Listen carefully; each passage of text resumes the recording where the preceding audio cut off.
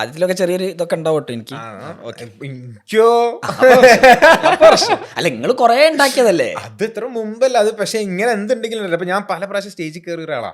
പക്ഷെ ആ സ്റ്റേജിൽ കയറുന്നതിന്റെ തൊട്ട് മുമ്പേ ഉണ്ടല്ലോ കയ്യും കാലൊക്കെ വിറച്ചിട്ടുണ്ടല്ലോ. പക്ഷെ കേറി കഴിഞ്ഞാൽ അതൊക്കെ എന്റെ അതേ അസുഖമല്ല എനിക്ക്. അപ്പൊ അതിന് പ്രശ്നമല്ല. ഓക്കെ എന്നാ തുടങ്ങല്ലേ. ആക്ഷൻ ഒന്നും ഇല്ലല്ലേ. ദുബായ് ക്രിയേറ്റേഴ്സ് HQ എന്ന് പറഞ്ഞിട്ട് പുതിയൊരു ഇനീഷ്യേറ്റീവ് ലോഞ്ച് ചെയ്തു. ക്രിയേറ്റേഴ്സിനെ ദുബായിൽ എത്തിക്കാനുള്ള ഇനീഷ്യേറ്റീവ് 10 ഇയർ ഗോൾഡൻ വിസ. അത് കിട്ടിയ ഒരൊറ്റ മലയാളി എപ്പോഴും. ഗോൾഡൻ വിസ ശരിക്കും പറഞ്ഞാണെങ്കിൽ ഞാൻ ഭയങ്കരമായിട്ട് ആഗ്രഹിച്ചൊരു സംഭവമായിരുന്നു അത്. കാരണം നമ്മളെ ഒരു സമയത്ത് മമ്മൂട്ടി, മോഹൻലാൽ ഇവർക്കൊക്കെ മാത്രം, യൂസഫ് അലി ഇവർക്കൊക്കെ അത് കിട്ടുമ്പോണ്ടല്ലോ, ഇതൊക്കെ ആ കാറ്റഗറിയിലുള്ള ആൾക്കാർക്കാണ്. നമുക്കൊന്നത് ഒരിക്കലും കിട്ടില്ല. നമുക്ക് പറഞ്ഞിട്ടില്ല, നമുക്ക് പറഞ്ഞ സാധനേ അല്ല. എങ്ങനെയാണ് കണ്ടന്റ് ക്രിയേഷനിലേക്ക് ദുബായ് കണ്ടന്റ് ക്രിയേഷൻ ഭയങ്കര സംഭവം. ദുബായ് പറഞ്ഞു നമുക്ക് അറിയാം ഇതിൽ കാര്യമുണ്ടെന്ന്. ദുബായ് പണ്ട് പറഞ്ഞു ഞങ്ങൾ എഞ്ചിനീയേഴ്സിനൊക്കെ ദുബായിലേക്ക് കൊണ്ടുവരാം. അതിന് ശേഷമാണ് actually open AI ChatGPT release ആയത്. അപ്പൊ ദുബായ്ക്ക് വിഷണറിയാണ്. ഇപ്പൊ ദുബായ് കണ്ടന്റ് ക്രിയേറ്റേഴ്സിന് ഇവിടെ എത്തിക്കുകയുണ്ടെങ്കിൽ അതിലെന്തോ കാര്യമുണ്ട്. ഞാൻ എന്ത് പറഞ്ഞിട്ടില്ലെങ്കിൽ ഇത് കമന്റ് വരുന്ന അനുസരിച്ച് റീച്ച് കൂട്ടുണ്ടല്ലോ അന്ന്. പക്ഷെ നമുക്ക് അതും അറിയില്ല, ഒരു ഏഷ്യലുമില്ല. അതാണ് നമുക്ക് ഇത് ഈ കോണ്ടന്റ് ക്രിയേഷൻ ഇതൊക്കെ ചെയ്യുമ്പോണ്ടല്ലോ ഈ തൊലിക്കട്ടി എന്ന് പറഞ്ഞ സാധനം അത്യാവശ്യമാണ്. കാരണം ആൾക്കാർ എന്തെങ്കിലും പറഞ്ഞു കഴിഞ്ഞാൽ തന്നെ നമുക്ക് നമ്മളായല്ല കല്ലി വല്ലി എന്നുള്ളൊരു മൂഡിൽ കിടക്കാൻ പറ്റും. അങ്ങനെ ഈ കോണ്ടന്റ് ക്രിയേഷൻ വീഡിയോ വ്ളോഗിങ് തുടങ്ങി. അത് നല്ല റീച്ച് കയറി, നല്ല വ്യൂസ് കിട്ടി. പിന്നെ അത് അങ്ങനെ കണ്ടിന്യൂ ചെയ്ത് പിന്നെ വീട്ടിലേക്ക് ഓരോ ആൾക്കാർ പാർസൽ കൊണ്ടുവരാൻ തുടങ്ങി. ഫുഡിന്റെ ആൾക്കാർക്കുണ്ടല്ലോ ഈ റെസ്റ്റോറൻറ്റ്സും കഫേസ് ഒക്കെ അങ്ങനെ പാർസൽ വരാൻ തുടങ്ങി. ഫ്രണ്ട് പേജിൽ ഗോൾഡൻ വിസ ഉണ്ട്. ഫസ്റ്റ് മലയാളി കണ്ടന്റ് ക്രിയേറ്റർ അല്ലേ? എനിക്ക് ഗിന്നസിന് അപ്ലൈ ചെയ്തോട്ടെ. നിങ്ങൾ എന്നെ വിളിച്ചു വരുത്തിയത് ആക്കാനാണോ അല്ല അപമാനിക്കാൻ തോന്നി?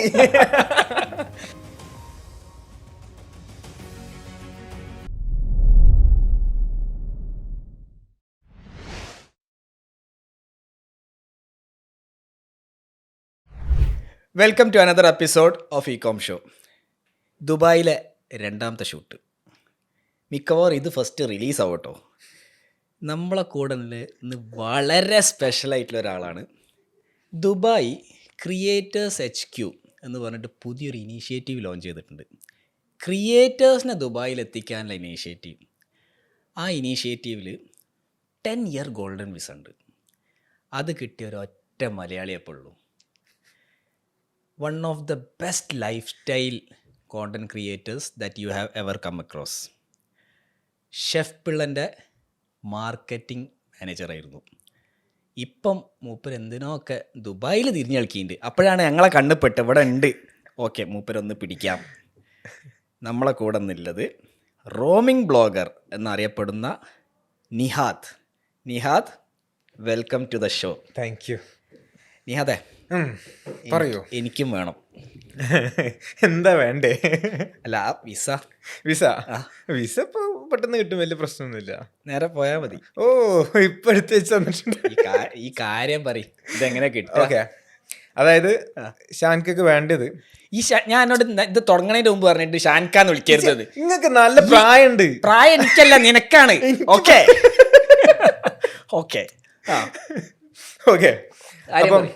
ഷാൻ ബ്രോ. ഓക്കെ ബ്രോ ആയിക്കോട്ടെ. Bro Nihad bro. Shan bro. അപ്പൊ നിങ്ങൾക്ക് വേണ്ടത് നമ്മളെ വിസ ആണ് അല്ലേ? എനിക്ക് വിസ ആണ്. എനിക്ക് ഗോൾഡൻ വിസ ആണ്. ഇത് എന്താ നാട്ടുകാർ ഒത്തല്ല. നിങ്ങൾ വളരെ സിമ്പിളായിട്ട് വിസ വാങ്ങിക്കുന്നു. എന്നിട്ട് നമ്മളൊക്കെ കാട്ടി മറ്റെന്താ പറയാ ഓലപ്പടക്കം കാണിച്ച് ഇതേ അവസ്ഥയായിരുന്നു. കഴിഞ്ഞ 2 ദിവസം ഞാൻ ഈ വീഡിയോ ഗോൾഡൻ വിസിന്റെ വീഡിയോ പോസ്റ്റ് ചെയ്തതിനു ശേഷം പിന്നെ എനിക്ക് ഫോൺ നിലത്തേക്കാനുള്ള സമയം കിട്ടിയിട്ടില്ല. എല്ലാവരും നാട്ടിലത്തെ, ഞാനിപ്പോൾ കുറച്ച് മുമ്പ് ഞാൻ ഭാഗമായിട്ടുള്ള ചില ക്യാമ്പയിൻസിൽ നോർത്ത് ഇന്ത്യൻ ഇൻഫ്ലുവൻസേഴ്സും കാര്യങ്ങളൊക്കെ ഉണ്ടായിരുന്നു. അപ്പോൾ അവരൊക്കെ നമ്മൾ ഇൻസ്റ്റാഗ്രാമിൽ അങ്ങോട്ടും ഇങ്ങോട്ട് ഫോളോ ചെയ്യുന്ന ആൾക്കാരാണ്. ഈ ഒരു വീഡിയോ കണ്ടിട്ട് ചോദിക്കാൻ ഇനി ആരും ബാക്കിയില്ല. തെറ്റെൻ്റെ അടുത്താ എന്റെ അടുത്തല്ലേ ആ വീഡിയോ ഞാൻ അത് ഇട്ട് ഞങ്ങളൊക്കെ കൊതിപ്പിച്ച്. പക്ഷെ ഇപ്പൊ കിട്ടും 10 ഇയർ വിസ. പക്ഷെ ഇത്രയും ഒരു ഇതിൽ നമുക്കൊരു സാധനം തരുമ്പോ പിന്നെ അവരും കൂടെ നമ്മളൊന്നൊരു ഉഷാറാക്കണ്ടേ? അങ്ങനെ ഷെയ്ഖ് മുഹമ്മദ് ഡയറക്റ്റ് വിളിച്ചു തന്നതാണ്. അങ്ങനൊന്നല്ല, ഷെയ്ഖ് മുഹമ്മദ് ഒക്കെ ഇവിടെ എടുക്കണം നമ്മളൊന്ന്. എന്തായാലും ഞാൻ ഇത് ഈ എപ്പിസോഡ് കഴിഞ്ഞിട്ട് വേണമെങ്കിൽ പോയിട്ട് ആപ്ലിക്കേഷൻ വളരെ സിമ്പിൾ ആണ്. ഏതൊരാൾക്കും അതിൽ മെമ്പർ ആവാം. സംഭവം എന്താ വെച്ചാണെങ്കിൽ ഈ ക്രിയേറ്റേഴ്സ് HQ ഈ 1 ബില്യൺ സമ്മിറ്റ്, അതായത് കഴിഞ്ഞ ജാനുവരി സമയത്തായിരുന്നു 1 ബില്യൺ സമ്മിറ്റ് അനൗൺസ് ചെയ്തത്.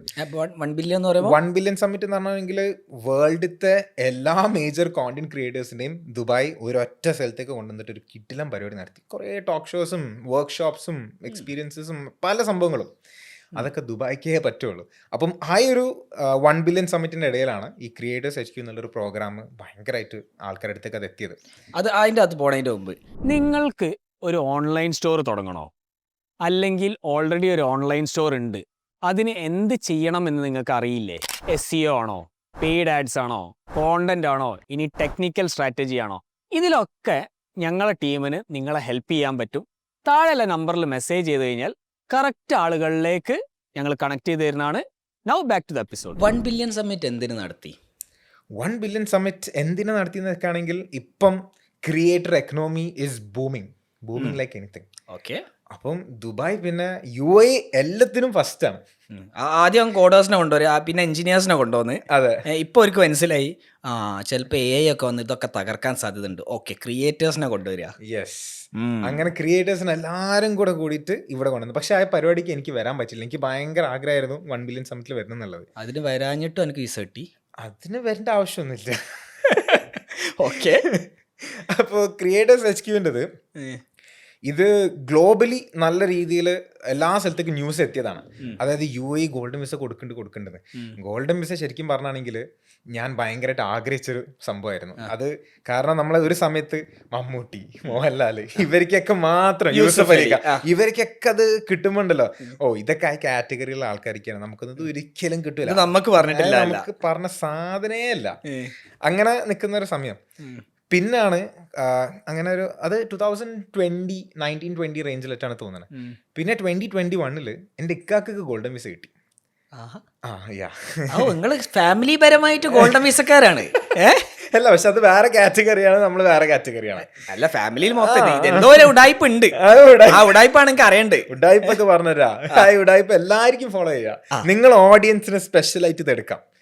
ഇപ്പം പ്രത്യേകിച്ച് നമ്മുടെ നാട്ടിൽ ഇപ്പം ഏറ്റവും കൂടുതൽ എനിക്ക് എൻക്വയറി കിട്ടുന്നത് നമ്മുടെ നാട്ടിൽ നിന്നാണ്, കോഴിക്കോട് നിന്നാണ്. എൻ്റെ ഓഡിയൻസ് ഏറ്റവും കൂടുതൽ കോഴിക്കോട്ടുകാരാണ്. അപ്പോൾ അവിടുത്തെ ഇൻഫ്ലുവൻസസ് ആണെങ്കിലും കേരളത്തിലുള്ള പല ഇൻഫ്ലുവൻസസും ചോദിക്കുന്നുണ്ട്. So very simple, creators HQ എന്നുള്ളൊരു വെബ്സൈറ്റ് ഉണ്ട്, പ്ലാറ്റ്ഫോമാണ്. creatorsHQ.com ആണ് തോന്നുന്നത്. അപ്പം ആ ഒരു പ്ലാറ്റ്ഫോം ത്രൂ ഏതൊരാൾക്കും മെമ്പർഷിപ്പിന് അപ്ലൈ ചെയ്യാം. അതിൻ്റെ ഏറ്റവും ബേസിക് ക്രൈറ്റീരിയ എന്നുള്ളത് ഒരു ക്രിയേറ്റർ എന്നുള്ള ഒരു സെഗ്മെന്റ് ആണ്. അതിൻ്റെയും ബേസിക് ക്രൈറ്റീരിയ എന്ന് പറഞ്ഞാൽ 10,000 ഫോളോവേഴ്സ്. വെറും 10,000. ഇപ്പം 10,000 ഫോളോവേഴ്സ് എന്ന് പറഞ്ഞാണെങ്കിൽ അതെ, എല്ലാവർക്കും ഉണ്ട്. അപ്പോൾ 10 ഉണ്ടല്ലോ, അതപ്പൊ മെയിൻ ക്രൈറ്റീരിയ കഴിഞ്ഞു, ഒന്നാമത്തെ കഴിഞ്ഞു. അപ്പൊ ഒരു പ്രതീക്ഷ വന്നില്ലേ? നല്ല പ്രതീക്ഷ ഉണ്ട്. അടുത്തത് അപ്പോൾ 10,000 ഫോളോവേഴ്സ്, അതും അക്രോസ് ഓൾ പ്ലാറ്റ്ഫോംസ് ടുഗദർ ആണ്. അതായത് Instagram plus LinkedIn plus YouTube എല്ലാം കൂടെ കൂടിയിട്ട് 10 ഉണ്ടായാൽ മതി. എന്നാ പിന്നെ സെറ്റാ. അപ്പോൾ അത് കിട്ടി.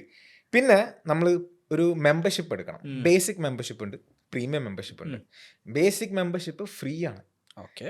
അത് ശരിക്കും പറഞ്ഞാൽ ഭയങ്കര സംഭവം. ഈ നമ്മൾ മെമ്പറായി കഴിഞ്ഞാണെങ്കിൽ ക്രിയേറ്റേഴ്സ് HQ നടത്തുന്ന പല നല്ല നല്ല ക്ലാസ്സുകളുണ്ട്. അതും ഏറ്റവും ബെസ്റ്റ് ക്രിയേറ്റേഴ്സിനെ ഇവർ ക്രിയേറ്റേഴ്സ് HQയിലേക്ക് കൊണ്ടുവന്നിട്ട് അവർ ക്ലാസ് എടുത്ത് കൊടുക്കും. അതിൽ മെമ്പർഷിപ്പ് ആയി കഴിഞ്ഞാണെങ്കിൽ സുഖമായിട്ട് യു ക്യാൻ അറ്റൻഡ് ദോസ്. അത് മെമ്പർഷിപ്പ് ആവാനും ഞാൻ പറഞ്ഞില്ല, ₹1 ചെലവില്ല. അപ്പൊ മെമ്പറായല്ലോ, മെമ്പറായി. രണ്ടാമത്തത് ഓക്കെ, വളരെ ശരിയാണ്. ഇതുവരെ വളരെ ശരിയാണ്. അതെ, ഇതുവരെ ഓക്കെയാണ്. ഇനി മൂന്നാമത്തെ സ്റ്റെപ്പ് എന്ന് പറയുന്നത് ഗോൾഡൻ വിസ അല്ല ആവശ്യം. ഈ ഇടക്ക് കാര്യം മാറ്റല്ല, സാധനം മാറ്റല്ലേ. ഗോൾഡൻ വിസ 10 കൊല്ലം. അടുത്തത് പ്രീമിയം മെമ്പർഷിപ്പ് ഉണ്ട്. ഓക്കെ, പ്രീമിയം മെമ്പർഷിപ്പ് അതും ആർക്ക് വേണമെങ്കിലും എടുക്കാം. അതായത് നമ്മൾ അപ്ലൈ ചെയ്യുമ്പോൾ കുറച്ച് ക്വസ്റ്റ്യൻസും കാര്യങ്ങളൊക്കെ ഉണ്ടാവും. അത് കറക്റ്റ് ഒന്ന് ആൻസർ ചെയ്താൽ മതി. ബാക്കി അവർ അപ്രൂവ് ചെയ്യണം. അങ്ങനത്തെ ഒരു സംഭവം ഉണ്ട്. പക്ഷെ അത് പറ്റും. ഇങ്ങനെയൊക്കെ അപ്രൂവ് ചെയ്യാൻ പ്രശ്നം. കിട്ടിയില്ലെങ്കിൽ ഞാൻ ആരെ കഴുത്തിന് വരും? റോമിംഗ് ബ്ലോഗറിന്റെ കഴുത്ത് ദുബായിൽ ഉണ്ടാവും. ഓക്കെ, പറയും. അപ്പൊ പ്രീമിയം മെമ്പർഷിപ്പ് എടുക്കാം, അപ്ലൈ ചെയ്യാം. Premium membership is very cheap. വെറും 999 ദിർഹംസ്. 1000 ദിർഹംസ് ഒരു മാസത്തേക്കും അല്ല, 6 മാസത്തേക്ക്. അതായത് ഒരു മാസം അറൌണ്ട് ആവറേജ് 165 ദിർഹംസിന് അടുത്തേ വരുന്നുള്ളൂ. അത് നിങ്ങളിപ്പോ ഒരു ഫുഡ് കഴിക്കാൻ പോയി കഴിഞ്ഞാൽ ഏകദേശം അത്ര വരും അല്ലേ? ഒരു 2-3 ആൾക്കാരും കൂടെ പോയിട്ട് ഡിന്നർ പോയി കഴിഞ്ഞാണെങ്കിൽ അത്യാവശ്യം വരും നല്ല സ്ഥലത്തും. എങ്ങനെ ഇത് മാക്സിമം ചെറുതാക്കി പിടിക്കാമെന്നാണ് നോക്കണത്.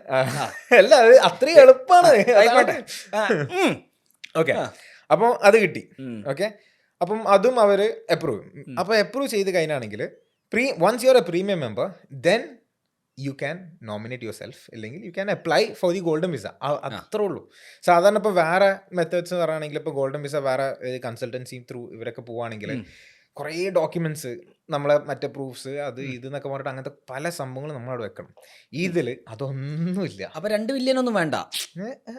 എനിക്കിപ്പോ ഇത്ര മില്യൺ ആളെ, എനിക്ക് മില്യൺ പറ്റിയ മില്യൺ വരെ മില്യൺ മറ്റേ ഉണ്ടല്ലോ. എന്ത് മില്യൺ ഫോളോവേഴ്സ് ഇല്ല, എവിടെ എല്ലാം കൂടി കൂട്ടിട്ട് നമ്മള് ചെറിയ 100,000 ഒക്കെ ഉള്ളിൽ അതന്നെ. അത്രേ ഉള്ളൂ. ആയിക്കോട്ടെ. അപ്പൊ ഇത്ര മതിയോ? അത് മതി. ബാക്കി അപ്ലൈ ചെയ്ത് കഴിഞ്ഞാണെങ്കിൽ ബാക്കി ഒരേ കയ്യിലാ. ഈ മറ്റേ ഉടായ്പ് പറയും, ഒരേ കയ്യിലുള്ള സാധനം എങ്ങനെ സെറ്റ് ആക്കും? അതായത് ഇപ്പോൾ നമ്മൾ അപ്ലൈ ചെയ്ത് ഓക്കെ, പ്രീമിയം മെമ്പർഷിപ്പിൽ നമ്മൾ ഗോൾഡൻ വിസയ്ക്ക് ഒരു സർവീസസ് എന്ന് പറഞ്ഞ പോർട്ടലുണ്ട്. ആ സർവീസസിൽ ഗോൾഡൻ വിസയ്ക്ക് അപ്ലൈ ചെയ്യുക. അതിൽ ഡീറ്റെയിൽ ആയിട്ട് അവർ ചോദിക്കുന്ന ക്വസ്റ്റ്യൻസ് എല്ലാം ആൻസർ ചെയ്യാം. ബേസിക് ക്വസ്റ്റ്യൻസാ, why do you want to move to UAE, അങ്ങനത്തെ ഒക്കെ ടൈപ്പ് ക്വസ്റ്റ്യൻസ് ഉണ്ടല്ലോ. Dubai is the best, lifelong dream.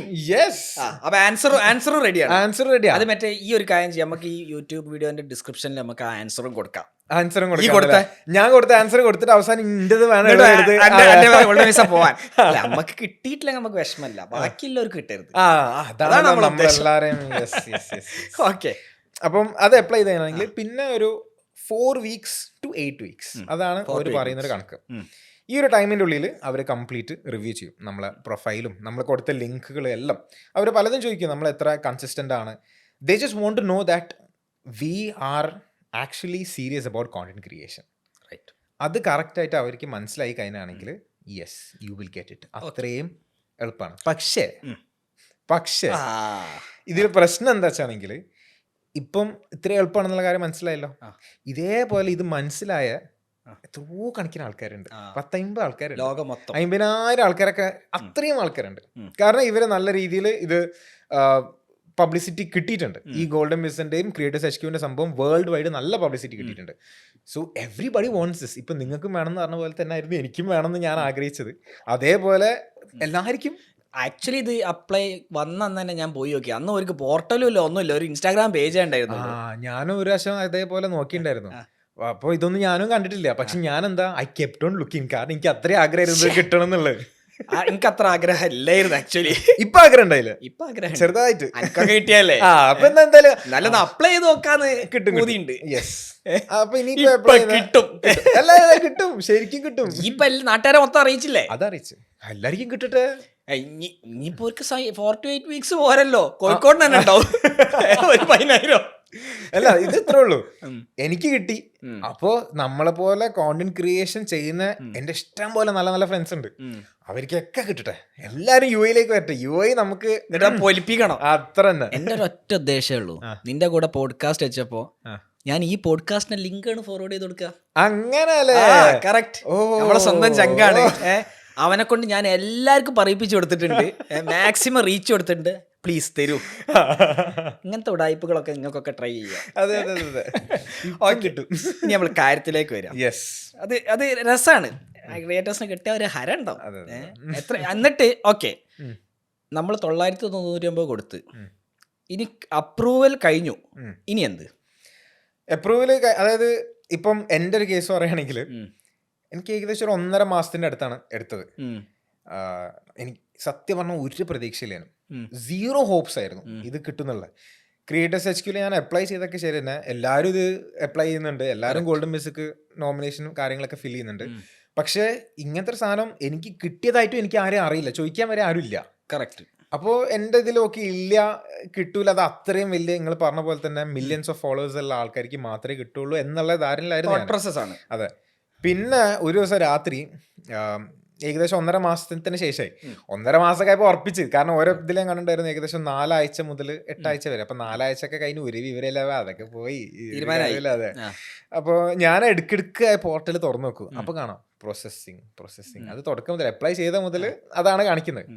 ഒരു ദിവസം രാത്രി ഞാനൊരു ഷൂട്ടിൻ്റെ ഇടയിൽ ഇരിക്കുന്ന സമയത്ത് ഒരു ഇമെയിൽ വരുന്നത്. ഞാൻ എടുത്ത് നോക്കി, ഗോൾഡൻ വിസ നോമിനേഷൻ എന്ന് പറഞ്ഞിട്ട് അപ്രൂവ്ഡ് അങ്ങനത്തെ എന്തോ ഒരു സംഭവം. ഫേക്ക്, ഇത് ഫേക്ക് ഉറപ്പിച്ച്.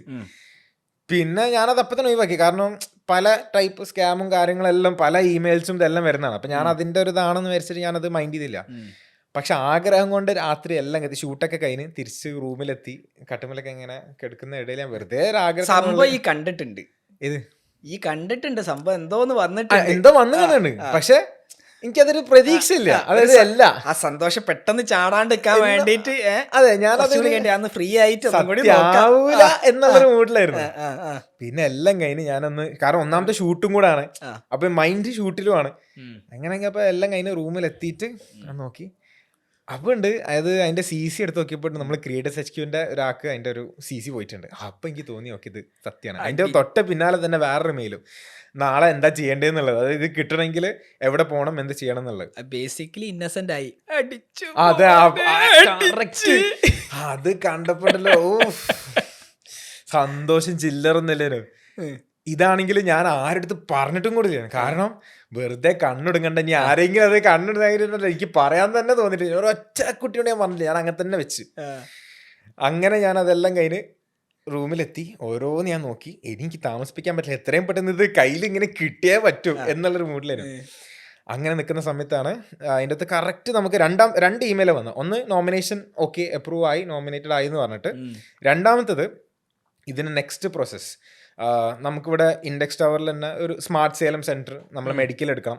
പിന്നെ അതിന്റെ എമിറേറ്റ്സ് ID ടൈപ്പിംഗ് എന്നുള്ള അങ്ങനത്തെ എല്ലാ സംഭവങ്ങളും നമ്മൾ കറക്റ്റ് പോയിന്റ് ഓഫ് കോൺടാക്ട് ആരാണ്, എന്താണ്, എവിടെ പോകണം, എങ്ങനെയാണ് രജിസ്റ്റർ ചെയ്യേണ്ടത്, എല്ലാം ഡീറ്റെയിൽ ആയിട്ട് ക്ലിയർ ആയിട്ട് ഒറ്റ മെയിൽ.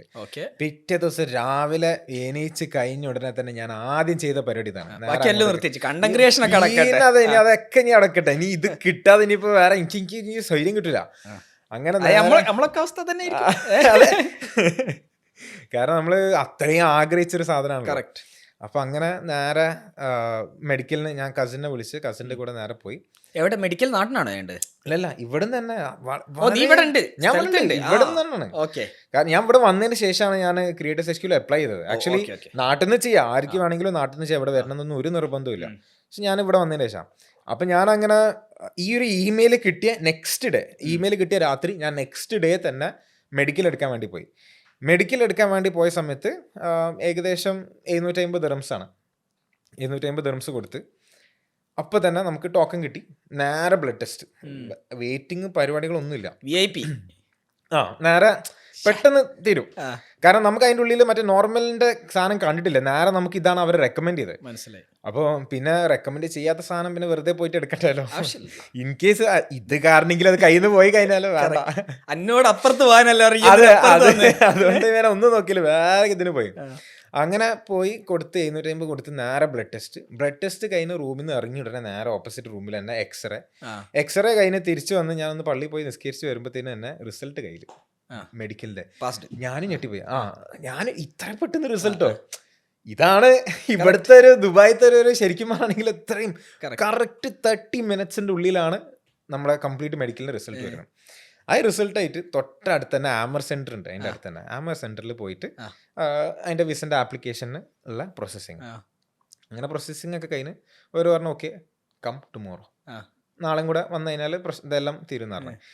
അവർ പറഞ്ഞ കുറച്ച് നേരത്തിൻ്റെ ഉള്ളിൽ ഒരു ഫ്യൂ ഹവേഴ്സിൻ്റെ ഉള്ളിൽ U will get your visa എന്നുള്ള പറഞ്ഞത്. അങ്ങനെ ഞാൻ അവിടെ നിന്ന് ഇറങ്ങി തിരിച്ച് പോകുന്ന വഴിയാണ്. തിരിച്ചു പോയി ഞാൻ അവിടെ നിന്ന് ഇറങ്ങി കസിൻ്റെ കൂടെ കാറിൽ പോയി അടുത്ത നിയറസ്റ്റ് സിഗ്നൽ എത്തിയപ്പോൾ ഒരു ഇമെയിൽ കാണുന്നത് ഇ വിസയും കിട്ടിക്കഴിഞ്ഞു. ഞാൻ ശരിക്കും ഞെട്ടിപ്പോ, എന്ത് പെട്ടെന്നാണ് ഇവിടുത്തെ പ്രോസസ്സ്.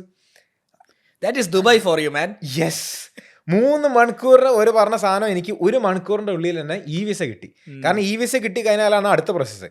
അപ്പൊ നാളെ വരാനാണല്ലോ പറഞ്ഞേ. ഞാൻ പറഞ്ഞേടാ നാളല്ല, എന്തായാലും സാധനം ഇപ്പൊ കയ്യിൽ കിട്ടി, ഇപ്പൊ തന്നെ വണ്ടി തിരിക്കുന്ന എത്രയും പെട്ടെന്ന് പാസ്പോർട്ട് കിട്ടിയേ പറ്റൂ. പാസ്പോർട്ട് അടിക്കലിട്ട് പോ, അതൊന്നും ഇല്ല ഇപ്പൊ.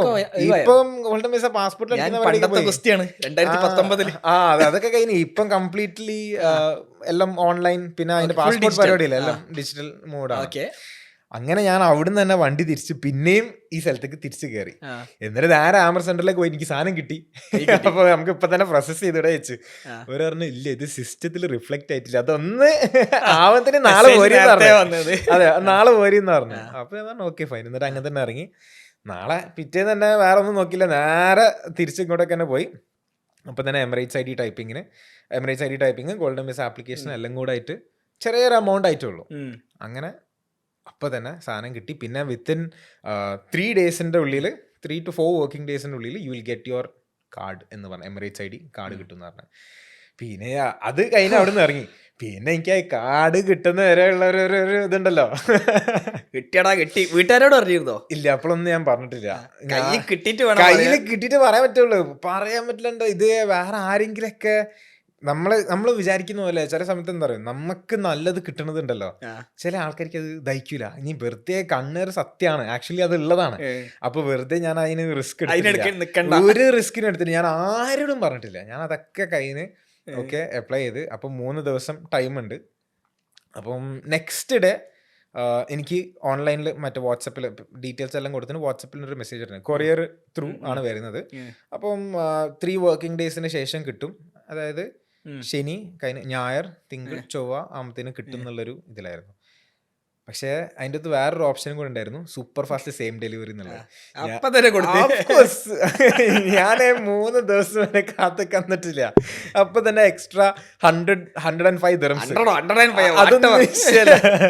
പെട്ടെന്ന് സാധനം കയ്യിൽ കിട്ടണമെന്ന് അങ്ങനെ അത് കൊടുത്ത് അന്ന് രാത്രി സാധനം റൂമിലേക്ക് എത്തി തുറന്നു നോക്കി. വേറെ ഒരു സുജൂദ് കിട്ടിയല്ലോ, അടിപൊളി. പിന്നെ ഞാൻ പെട്ടെന്ന് അപ്ലൈ ചെയ്യട്ടെ, അത്രയും സിമ്പിൾ. രാത്രി തന്നെ അപ്ലൈ ചെയ്തേക്കാം. ഓക്കെ, ഇനി നമ്മൾ കാര്യത്തിലേക്ക് വരാം. യെസ്, എങ്ങനെയാണ് കണ്ടന്റ് ക്രിയേഷനിലേക്ക് എത്തുന്നത്? ദുബായ് കണ്ടന്റ് ക്രിയേഷൻ ഭയങ്കര സംഭവം. ദുബായ് പറഞ്ഞു നമുക്ക് അറിയാം ഇതിൽ കാര്യമുണ്ടെന്ന്. ദുബായ് പണ്ട് പറഞ്ഞു ഞങ്ങൾ എഞ്ചിനീയേഴ്സിനൊക്കെ ദുബായിലേക്ക് കൊണ്ടുവരാം. അതിന് ശേഷമാണ് ആക്ച്വലി നമ്മളെ OpenAI ChatGPT റിലീസായത്. അപ്പൊ ദുബായ്ക്ക് വിഷണറിയാണ്. ഓക്കെ, അപ്പൊ ദുബായ് കണ്ടന്റ് ക്രിയേറ്റേഴ്സിന് ഇവിടെ എത്തിക്കുന്നുണ്ടെങ്കിൽ അതിലെന്തോ കാര്യമുണ്ട്. ഞാൻ ആരെന്ത് പറഞ്ഞിട്ടില്ലെങ്കിലും എങ്ങനെയാണ് ആക്ച്വലി? എത്ര വയസ്സായി? എത്ര ആയിണ്ടോ? അല്ല, എനിക്ക് 24ആണ്. എനിക്ക് എത്രയാ? എനിക്ക് 35.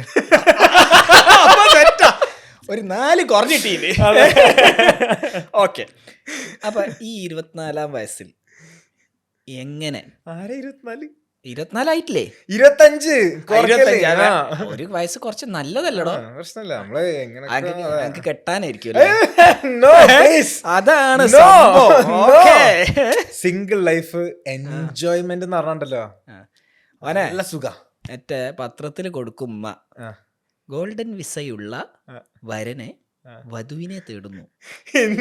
അല്ല, ഞങ്ങള് കൊടുക്കാം ഫ്രണ്ട് പേജിൽ ഗോൾഡൻ വിസ ഉണ്ട്. ഫസ്റ്റ് മലയാളി കണ്ടന്റ് ക്രിയേറ്റർ അല്ലേ? എനിക്ക് ഗിന്നസിന് അപ്ലൈ ചെയ്തോടാ, first Malayali content creator to get a golden visa. എന്നെ വിളിച്ചു വരുത്തിയത് ആക്കാനാണോ? അല്ല, അപമാനിക്കാൻ തോന്നി. ഓക്കെ, അപ്പൊ എങ്ങനെയാണ് ഇതിന്റെ അകത്തേക്ക് എത്തണം? You are just 25, too early in your career. I would never say it's too early. ആണോ, ലേറ്റ് ആണോ? I would say, കാരണം ടു ഏർലി എന്നുള്ളത് ചിലപ്പോൾ നിങ്ങൾക്ക് തോന്നും ഇറ്റ്സ് ടു ഏർലി, പക്ഷെ എനിക്കിപ്പോൾ തോന്നുന്നത് ഐ എം ലേറ്റ്. കാരണം ഇതിനെക്കാട്ടിയും എത്രയോ ഏർലി ആയിട്ടുള്ള ആൾക്കാരാണ് ഇപ്പം നമ്മുടെ മുമ്പിലുള്ളത്. അപ്പം എനിക്ക് സമാധാനമായി, കാരണം ഞാൻ വളരെ ലേറ്റായി വിചാരിച്ചിരിക്കുന്നു. നിനക്കും അത് തോന്നുന്നുണ്ട്? അതെ, എനിക്കും തോന്നുന്നുണ്ടല്ലോ, ഇത് എല്ലാവർക്കും തോന്നും. ഇത് കാരണം എന്താ വെച്ചാണെങ്കിൽ ഇപ്പം എൻ്റെ അടുത്ത് കുറേ ആൾക്കാർ ഈ സെയിം ക്വസ്റ്റ്യൻ ചോദിക്കലുണ്ട്. ഓക്കെ, 25 yearsൽ you are doing this much. ഞാൻ പറഞ്ഞു ഹൗ മച്ച്? ഇതല്ല, കാരണം ഇപ്പം എനിക്ക് പേഴ്സണലി പരിചയമുള്ള കുറേ നല്ല നല്ല entrepreneurs, they are just 17, 18, 16 and all. അത്രയും യങ് ഏജിൽ തന്നെ they are making a lot of money, they are having financial knowledge and stuff. അപ്പം I would never say that I am early. അപ്പം പിന്നെ അത് ഞാൻ തിരിച്ചെടുത്തു. യെസ്. എവിടെ നിന്നാണ് ആക്ച്വലി തുടങ്ങണത്? 2018 ഡിസംബർ 31. അന്നൊരു മഴയുള്ള പക്ഷേ 2018. ഓക്കെ, എല്ലാം ഇൻസ്റ്റാഗ്രാമാണ്. കാരണം ഐ എം നോട്ട് ദെയർ. ഞാൻ യൂട്യൂബ് തീരെ ഫോക്കസ് ഇല്ലാത്ത ഒരാളാണ്, ഫേസ്ബുക്ക് തീരെ ഫോക്കസ് ഇല്ലാത്ത ഒരാളാണ്. ഇത് രണ്ടിലാണ് ഏറ്റവും കൂടുതൽ ഇൻകം ജനറേറ്റ് ചെയ്യുന്ന 2 പ്ലാറ്റ്ഫോംസ് യൂട്യൂബും ഫേസ്ബുക്കും. പൈസ തരാത്തൊരു സാധനമാണ് ഇൻസ്റ്റാഗ്രാം. അതിലാണ് ഞാനുള്ളത്. Very good. Thank you. Creator കിട്ടിയല്ലോ. ക്രിയേറ്റർ കിട്ടി. ശരി, ഞാൻ യൂട്യൂബുകാരനാണ്, ശ്രമിച്ചോക്കട്ടെ. ഓക്കെ. അപ്പൊ 2018 എന്നുള്ളൊരു ആ ഒരു കൊല്ലം ആണ് പലതും മാറ്റിമറിച്ചത്. കാരണം ആ സമയത്ത് എല്ലാവർക്കും ന്യൂ ഇയറിന്റെ സമയത്ത് കേട്ടോ, അതായത് ഡിസംബറിലാണ് ഈ സംഭവം നടക്കുന്നത്. ഡിസംബറിൽ എല്ലാവർക്കും ഒരു ന്യൂ ഇയർ റെസൊല്യൂഷൻ വരുമല്ലോ. 2018 ഡിസംബറാണ് നമ്മൾ ഫ്രണ്ട്സ് തമ്മിൽ അങ്ങോട്ട് ഡിസംബർ ആ സമയത്ത് എനിക്ക് 18 വയസ്സ്. ഓക്കെ, കാരണം ഞാൻ 2000 പോണം. അപ്പോൾ വയസ്സ് കണക്കൂട്ടാൻ വെരി സിമ്പിൾ. അപ്പോൾ 2018 ന്യൂ ഇയർ റെസൊല്യൂഷന്റെ സമയത്ത് എല്ലാവരും അങ്ങോട്ടും ഇങ്ങോട്ടും ഡിസ്കസ് ചെയ്യാം. വാട്ട് ഇസ് യുവർ റെസൊല്യൂഷൻ, എന്താണ് നിൻ്റെത്? ഓരോ ആൾക്കാരും മറ്റേ നമ്മളെ പഴയതൊക്കെ പറയില്ലേ, ഇനി അടുത്ത കൊല്ലം മുതൽ നന്നാവണം, കറക്റ്റ് സമയത്ത് പഠിക്കണം, അത് ഇത് എന്നൊക്കെ അങ്ങനെ പറയല്ലോ. അങ്ങനെ ഞാൻ വിളിച്ചു എന്താണ് ഇപ്പൊ ഒന്ന് കാര്യമായിട്ടുള്ള എന്തെങ്കിലും ചെയ്യണമല്ലോ.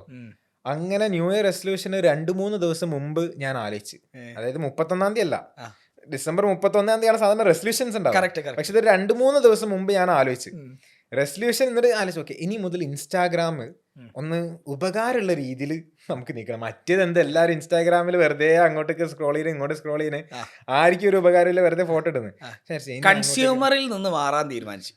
കൺസ്യൂമറിൽ നിന്ന് മാറാൻ തീരുമാനിച്ചു എന്ന് വേണമെങ്കിൽ പറയാം. മാറാന്നല്ല, കാരണം അന്ന് ഈ കൺസ്യൂമർ ഇതൊന്നും ഒരു ഐഡിയ ഇല്ല. നമ്മൾ എന്താ ഇൻസ്റ്റാഗ്രാം ഒരു ടൈം പാസിന് വേണ്ടി നോക്കുന്നത്. എൻ്റെ പേഴ്സണൽ അക്കൗണ്ടിൽ ഞാൻ സ്ഥിരമായിട്ട് സ്റ്റോറീസും ഇതൊക്കെ ഞാൻ എപ്പോൾ ഇടലുണ്ട്. 2018 എന്നല്ല, 17 മുന്നേ എത്രയോ മുമ്പ് ഞാൻ ഇടലുണ്ട്. എനിക്കൊരു സ്വഭാവമുണ്ട്, ഞാൻ സ്റ്റാർട്ട് ചെയ്യുന്നത് ഫുഡ് വ്ളോഗിങ് വെച്ചിട്ടാണ്. പക്ഷെ ഈ ഫുഡിനോടുള്ള ഇഷ്ടം എനിക്ക് പണ്ട് മുതലേ ഉള്ളതാണ്. അപ്പോൾ എവിടെ പോയി കഴിഞ്ഞാണെങ്കിലും ഏതെങ്കിലും റെസ്റ്റോറൻറ്റ് കഫേയിൽ പോവുകയാണെങ്കിൽ ഇതിപ്പോൾ നമ്മളെ മുമ്പിൽ ഈ സാധനം ഉണ്ടെങ്കിൽ ഇത് ആദ്യം എടുത്തിട്ട് എനിക്ക് ആദ്യം ഒരു സ്റ്റോറി ഇടണം. ഇല്ലെങ്കിൽ വേറെ എവിടെ കഫേയിൽ എന്ത് കഴിക്കാൻ പോവാണെങ്കിലും അതെടുത്തിട്ട് അതെ ഞാൻ എല്ലാവരും പറയും വെയിറ്റ് ഒരൊറ്റ ഫോട്ടോ ഇടാം, പിന്നെ അതിന്റെ ശേഷം ബാക്കി അതെ പെരുമാറാം. അതെ, അതിന് ശേഷം തിന്നാൻ തുടങ്ങാന്നുള്ളത് അത് പണ്ടേ ഉണ്ടായിരുന്നു. അപ്പൊ ഇതെങ്ങനെ ഇനി ഒന്നൊരു കാര്യത്തിലേക്ക് ആക്കണമല്ലോ. അങ്ങനാണ് ഇനി മുതൽ ഒരു പേജ് ഇതിനായിട്ട് തുടങ്ങിയാലോ നമുക്കൊരു. കാരണം ആ സമയം ഞാൻ തുടങ്ങുന്ന സമയത്ത് നമ്മളെ നാട്ടിൽ ഈ അന്ന് കോണ്ടന്റ് ക്രിയേറ്റേഴ്സ് എന്ന് പറഞ്ഞ സംഭവം ഇല്ല. ആ പേരൊക്കെ കുറെ കഴിഞ്ഞിട്ട് അതൊക്കെ പിന്നാണ് വന്നത്. ഇപ്പം നിങ്ങൾ എന്നെ ഇൻട്രൊഡ്യൂസ് ചെയ്ത് റോമിംഗ് ബ്ലോഗർ. കാരണം ഇപ്പോൾ എന്നോട് ആൾക്കാർ ചോദിക്കും ഇതെന്താ ബ്ലോഗിംഗ് എന്നുള്ളൊരു കോൺസെപ്റ്റ്. കാരണം ഞാൻ ചെയ്യുന്നത് ബ്ലോഗിംഗ് അല്ല, I making videos. It's all about vlogging and content creation. അപ്പം ബ്ലോഗർ എന്നുള്ളൊരു പേര് വരാൻ കാരണം എന്താ വെച്ചാണെങ്കിൽ, കാരണം അന്ന് ഈ വീഡിയോ കാര്യങ്ങളൊന്നുമില്ല, അന്ന് എഴുത്താണ്. നമ്മളൊരു ഫോട്ടോ ഇടുന്നു, അല്ലെങ്കിൽ ഒരു ഫുഡിന്റെ ഫോട്ടോ ഇട്ടിട്ട് അതിനെ താഴ്ത്തി റൈറ്റിംഗ്, കഥ എഴുതുന്നു. കഥ വെച്ചാൽ നമ്മൾ ആ ഫുഡ് ഇഷ്ടപ്പെട്ടോ ഇല്ലേ എന്നുള്ള സംഭവം. അന്ന് നമ്മൾ കഥ എഴുതുകയാണ്. അത്ര കഥ ഒന്നും എഴുതാൻ അറിയില്ല, പക്ഷെ ഇങ്ങനെ ഫുഡിനെ പറ്റി എഴുതാന്ന് അറിയാം. ഭക്ഷണം യെസ്.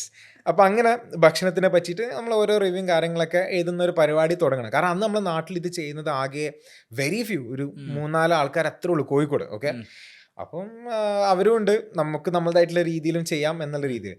പിന്നെ ആ സമയത്ത് ഗിവ് അവേ, ഇപ്പം ഗിവ് അവേ എന്ന് പറഞ്ഞാണെങ്കിൽ ഭയങ്കര കോമണാ. കാരണം ഇപ്പോഴത്തെ ഫാസ്റ്റ് ഫോർവേഡ് ടു 2025 ഇപ്പോഴത്തെ ഗിവ് അവേ എന്നൊക്കെ പറഞ്ഞാണെങ്കിൽ BMW കാറും മറ്റേത് മറിച്ചതൊക്കെയാണ് ഗിവ് അവേ കൊടുക്കുന്നത്. അപ്പം അന്ന് 2018 ഞാൻ ആക്ച്വലി തുടങ്ങിയ മുതൽ ഞാൻ ഗിവ് അവേന്റെ മുകളിൽ I want to give back to the people. അതായത് ന്യൂ ഇയർ റെസൊല്യൂഷൻ ആൾക്കാർക്ക് ഒന്ന് തിരിച്ചു കൊടുക്കുക, എൻ്റെ ഒരു നല്ലൊരു പേജ്, ഒരു പബ്ലിക് പേജ് സ്റ്റാർട്ട് ചെയ്തിട്ട് ആൾക്കാർക്ക് തിരിച്ചു കൊടുക്കാം എന്നുള്ളൊരു മൈൻഡിലാണ് തുടങ്ങിയത്. അങ്ങനെ ഐ സ്റ്റാർട്ടഡ് ദി പേജ്. അത് ഡിസംബർ 28-29 പോയി. ഞാൻ 31-ാം തീയതി വരെ എനിക്ക് ഈ പ്രശ്നം, എനിക്ക് ഞാൻ എന്തെങ്കിലും ഒന്ന് തീരുമാനിച്ചു കഴിഞ്ഞാൽ പിന്നെ അത് എനിക്കത് അപ്പം കേസിൽ അതാണ് സംഭവിച്ചത്. അതായത് എനിക്ക് 31-ാം തീയതി തുടങ്ങണമെന്നായിരുന്നു എൻ്റെ ഒരു പ്ലാന്. പക്ഷെ ഞാൻ ഈ സാധനമൊക്കെ ആലോചിച്ച് ഇനി ഇതെങ്ങാനും ഇതിന്റെ മോട്ടിവേഷൻ പോയാലും അടുത്ത ഉറങ്ങി നീച്ച് കഴിഞ്ഞാൽ സാധനം പോയി കഴിഞ്ഞാൽ പ്രശ്നമാണല്ലോ, ഇപ്പം തുടങ്ങണം. അങ്ങനെ തന്നെ വേഗം അത് 28 എൻ്റെ ഇൻസ്റ്റാഗ്രാമിന്റെ അബൌട്ട് എടുത്ത് നോക്കിക്കഴിഞ്ഞാൽ അറിയാം December 28-29 എന്തോ ആണ് 2018. അങ്ങനെ അന്ന് തുടങ്ങി. അങ്ങനെയാണ് റോമിംഗ് ബ്ലോഗർ എന്നുള്ളൊരു സാധനം തുടങ്ങിയത്. പക്ഷെ അന്നും ഈ പറഞ്ഞ ഒരു ബ്ലോഗിംഗ് ആണ്, റൈറ്റപ്പും കാര്യങ്ങളൊക്കെ. പിന്നെ കോവിഡ് വന്ന് അതിന്റെ ശേഷം ഫാസ്റ്റ് ഫോർവേഡ് ടു 2020 ഒരു 1.5 കൊല്ലത്തിന് ശേഷം. അല്ല അതിന്റെ ഉപയോഗിക്കട്ടെ, എവിടെ ഗിവ് അവേ ഒക്കെ കൊടുത്ത് ഗിവ് അവേ കൊടുത്തെന്ന് വെച്ചാണെങ്കിൽ റെസ്റ്റോറൻറ്റ്സ് ആൻഡ് കാഫേസ്. ഞാൻ ഓരോ ആൾക്കാരുടെ അടുത്തേക്ക് പോവും, ഞാൻ പറയും. കാരണം അന്ന് ഗിവ് അവേ കൾച്ചറേ ഇല്ല, ഇല്ല, കറക്റ്റ്, തീരെ ഇല്ല. ആർക്കും അറിയൂല. ആർക്കും അറിയില്ല. ഇറ്റ്സ് ലൈക്ക് ഓൾമോസ്റ്റ് സീറോ എന്നാണെങ്കിൽ പറയാം. പക്ഷെ ഞാൻ ഈ ഇൻഡസ്ട്രീനെ പറ്റിയിട്ട് ഞാൻ കുറെ വായിക്കും. അതായത് ബുക്ക് വായിക്കുന്ന ശീലം എനിക്കില്ല, സീറോ ആണ്. ബാലരമ, ബാലഭൂമി അതും ഇല്ല. ഓ വെരി ഗുഡ്. ബുക്ക് ഒക്കെ എങ്ങനെയാണല്ലേ? ബുക്ക് വളരെ കുറവാണ്. പക്ഷെ ഈ ഓൺലൈൻ ആർട്ടിക്കിൾസ്, ഡിജിറ്റൽ സംഭവങ്ങൾ, അതായത് എനിക്ക് എൻ്റെ ഇൻഡസ്ട്രീനെ പറ്റിയിട്ട് ഹൗ ടു ഇംപ്രൂവ്, ഇല്ലെങ്കിൽ how can I B the best in my area എന്നുള്ള ബന്ധപ്പെട്ടുള്ള സാധനങ്ങൾ മാത്രമാണ് ഞാൻ കൂടുതൽ വായിക്കുക. അപ്പം അതിൻ്റെ ഭാഗമായിട്ട് ഈ ഗിവ് അവേ കൾച്ചറും കാര്യങ്ങളൊക്കെ പുറത്ത് കണ്ടിട്ടുണ്ട്. അപ്പൊ അതേ വൈ നോട്ട്, ആ സെയിം സാധനം എന്തുകൊണ്ട് ഇവിടെയും ചെയ്തുകൂടാ അങ്ങനെ. പക്ഷെ ഇത് കൺവിൻസ് ചെയ്യാനായിരുന്നു ഏറ്റവും പണി. കാരണം ആൾക്കാർക്ക് അറിയില്ലല്ലോ ഈ ഗിവ് അവേ. അപ്പൊ ഈ നമ്മളൊരു റെസ്റ്റോറൻറ്റ് ഇല്ലെങ്കിൽ ഒരു കഫേൻ്റെ അടുത്തേക്ക് പോയിട്ട് എൻ്റെ ഫസ്റ്റത്തെ ഒരു ഗിവ് അവേ എന്ന് പറയുകയാണെങ്കിൽ എൻ്റെ രണ്ടാമത്തെ പോസ്റ്റ് തന്നെ ഗിവ് അവേ ആയിരുന്നു. നമ്മൾ ആദ്യം തുടങ്ങിയത് തന്നെ ഫസ്റ്റത്തെ പോസ്റ്റ് എന്ന് പറയുകയാണെങ്കിൽ ഒരു എൻ്റെ റോമിംഗ് ബ്ലോഗർ എന്നുള്ള ലോഗോ ഡിസൈനൊക്കെ ചെയ്ത് എൻ്റെ ഒരു ഫ്രണ്ട് ഡിസൈൻ ചെയ്തത്. അങ്ങനെ അത് റോമിംഗ് ബ്ലോഗറിന്റെ ലോഗോ ആണ് കൊടുത്തത്. പിന്നെ അതിന്റെ താഴത്ത് ഐ എം സ്റ്റാർട്ടിങ് ദിസ്, എല്ലാവരും സപ്പോർട്ട് വേണം എന്നൊക്കെ പറഞ്ഞിട്ടുള്ളൊരു റൈറ്റപ്പ്. പിന്നെ എനിക്ക് തോന്നുന്നത് സെക്കൻഡ് മൂന്നാമത്തെ തന്നെ നേരെ ഗിവ് അവേ ആണ്.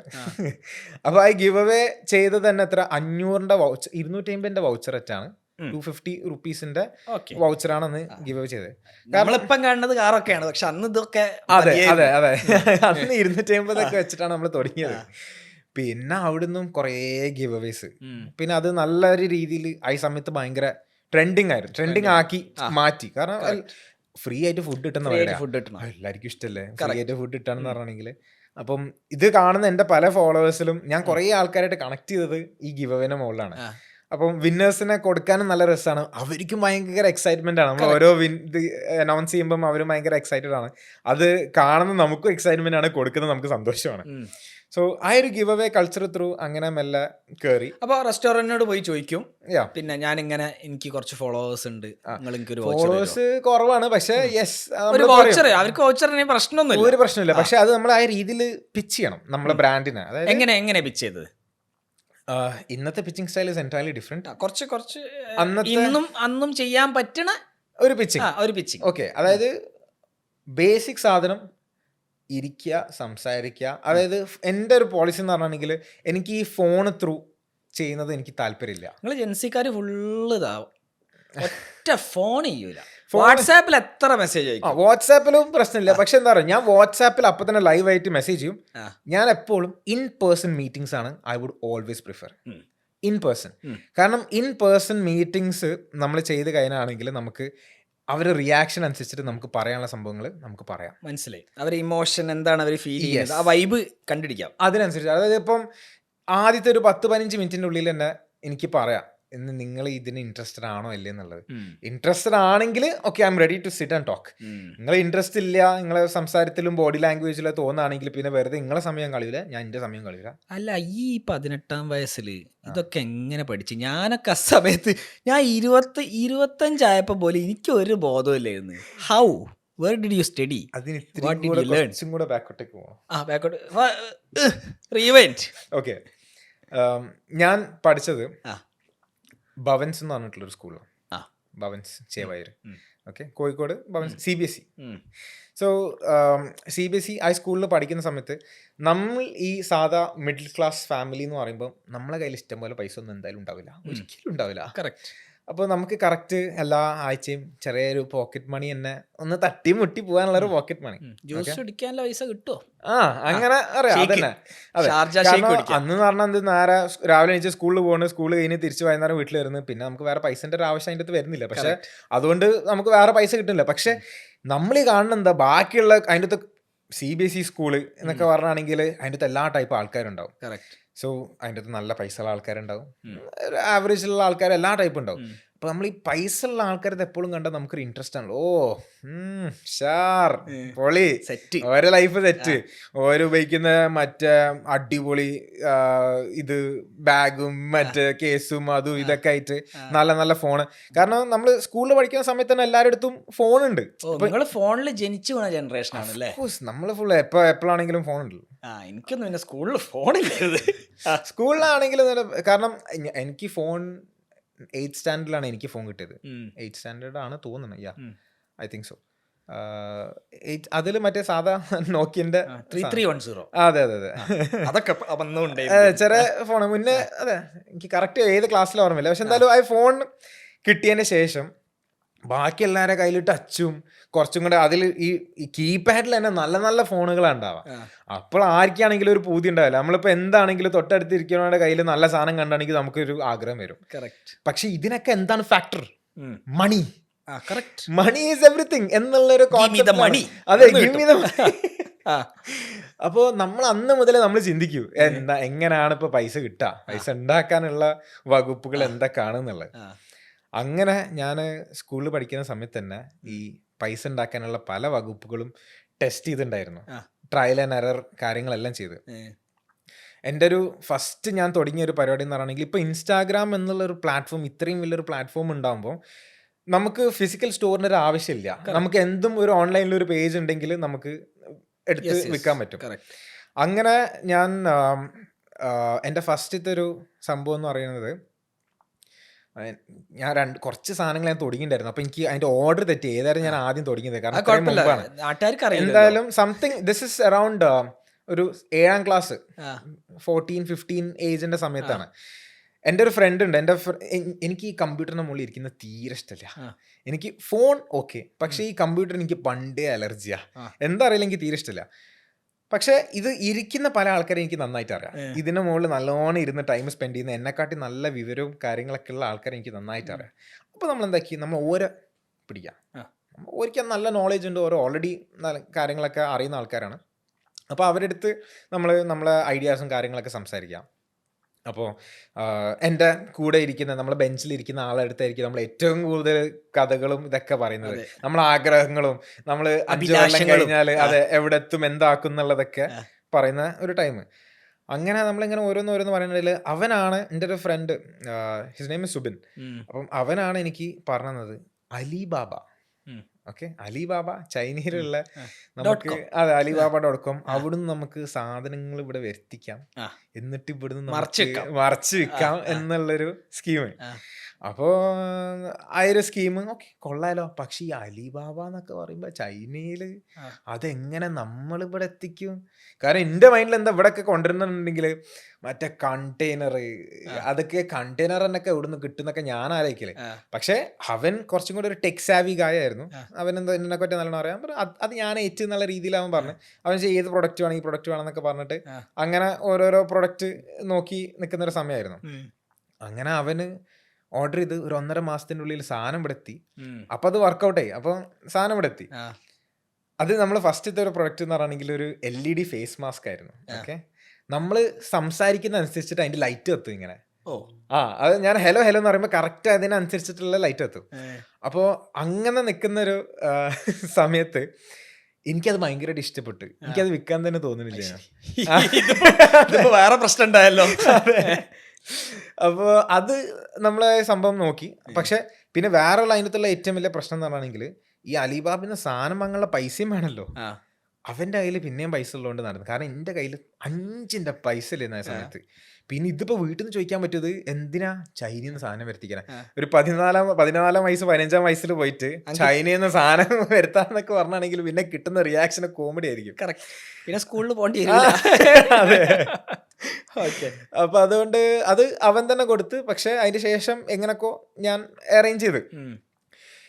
പിന്നെ ഇത് ഇത്രയും ഡിലേ വരുന്നുണ്ട്. ചൈനയിൽ നിന്ന് ഇവിടെ എത്തണ്ടേ, ഏകദേശം 1.5-2 മാസം എടുക്കുന്നുണ്ടായിരുന്നു. അപ്പം അത് വർക്കൗട്ട് ആവില്ല എന്നുള്ളത് ഏകദേശം തോന്നി. ഓക്കെ, അപ്പം അത് നമ്മൾ അവിടെ ഡ്രോപ്പ് ചെയ്ത്, അത് അപ്പം തന്നെ ഡ്രോപ്പ് ചെയ്ത്. എല്ലാം ട്രയൽ ആൻഡ് എറർ, എല്ലാം ട്രൈ ചെയ്യാന്നുള്ള ഒരു എക്സ്പെരിമെന്റ്. പിന്നെ ഇൻസ്റ്റാഗ്രാമിൽ ഞാൻ ആക്ച്വലി കയറിയത് എൻ്റെ 10ാം ക്ലാസ്. ഇൻസ്റ്റാഗ്രാമിൻ്റെ ഒരു 10ാം ക്ലാസ്സിൻ്റെ ഒക്കെ ഒരു അറൗണ്ടാണ് ഇൻസ്റ്റാഗ്രാമിൽ ഞാൻ കുറച്ചും കൂടെ നല്ലോണം ആക്റ്റീവ് ആവണത്. അപ്പോൾ ഇൻസ്റ്റാഗ്രാം ത്രൂ തന്നെ വേറൊരു പേജ് ഒരു സമയത്ത് തുടങ്ങിയിട്ടുണ്ടായിരുന്നു. 10th ശേഷം. ഓക്കെ, 10th ശേഷം അന്ന് ഒരു സമയത്ത് നമ്മൾ ഈ ഫസ്റ്റ് കോപ്പി ഐറ്റംസ് ട്രെൻഡിങ് ആയിരുന്നു. അതായത് ഓൺലൈനിൽ നൈക്കി, അഡിഡാസ് ഇതിൻ്റെ ഒക്കെ ഫസ്റ്റ് കോപ്പി. അപ്പോൾ ഇത് കുറേ ആൾക്കാർ ചെയ്യുന്നുണ്ട്. അപ്പോൾ അത് കണ്ടിട്ട് എന്തുകൊണ്ട് നമുക്കും ചെയ്തുകൂടാ? നമ്മളെ മൈൻഡിൽ പഠിക്കുന്നതിനെക്കാട്ടും കൂടുതൽ എങ്ങനെ നമുക്ക് ഫണ്ട് എവിടുന്ന് വരും, എങ്ങനെ പൈസ ഉണ്ടാക്കാം എന്നുള്ളതാണ് ഇങ്ങനെ ചിന്ത.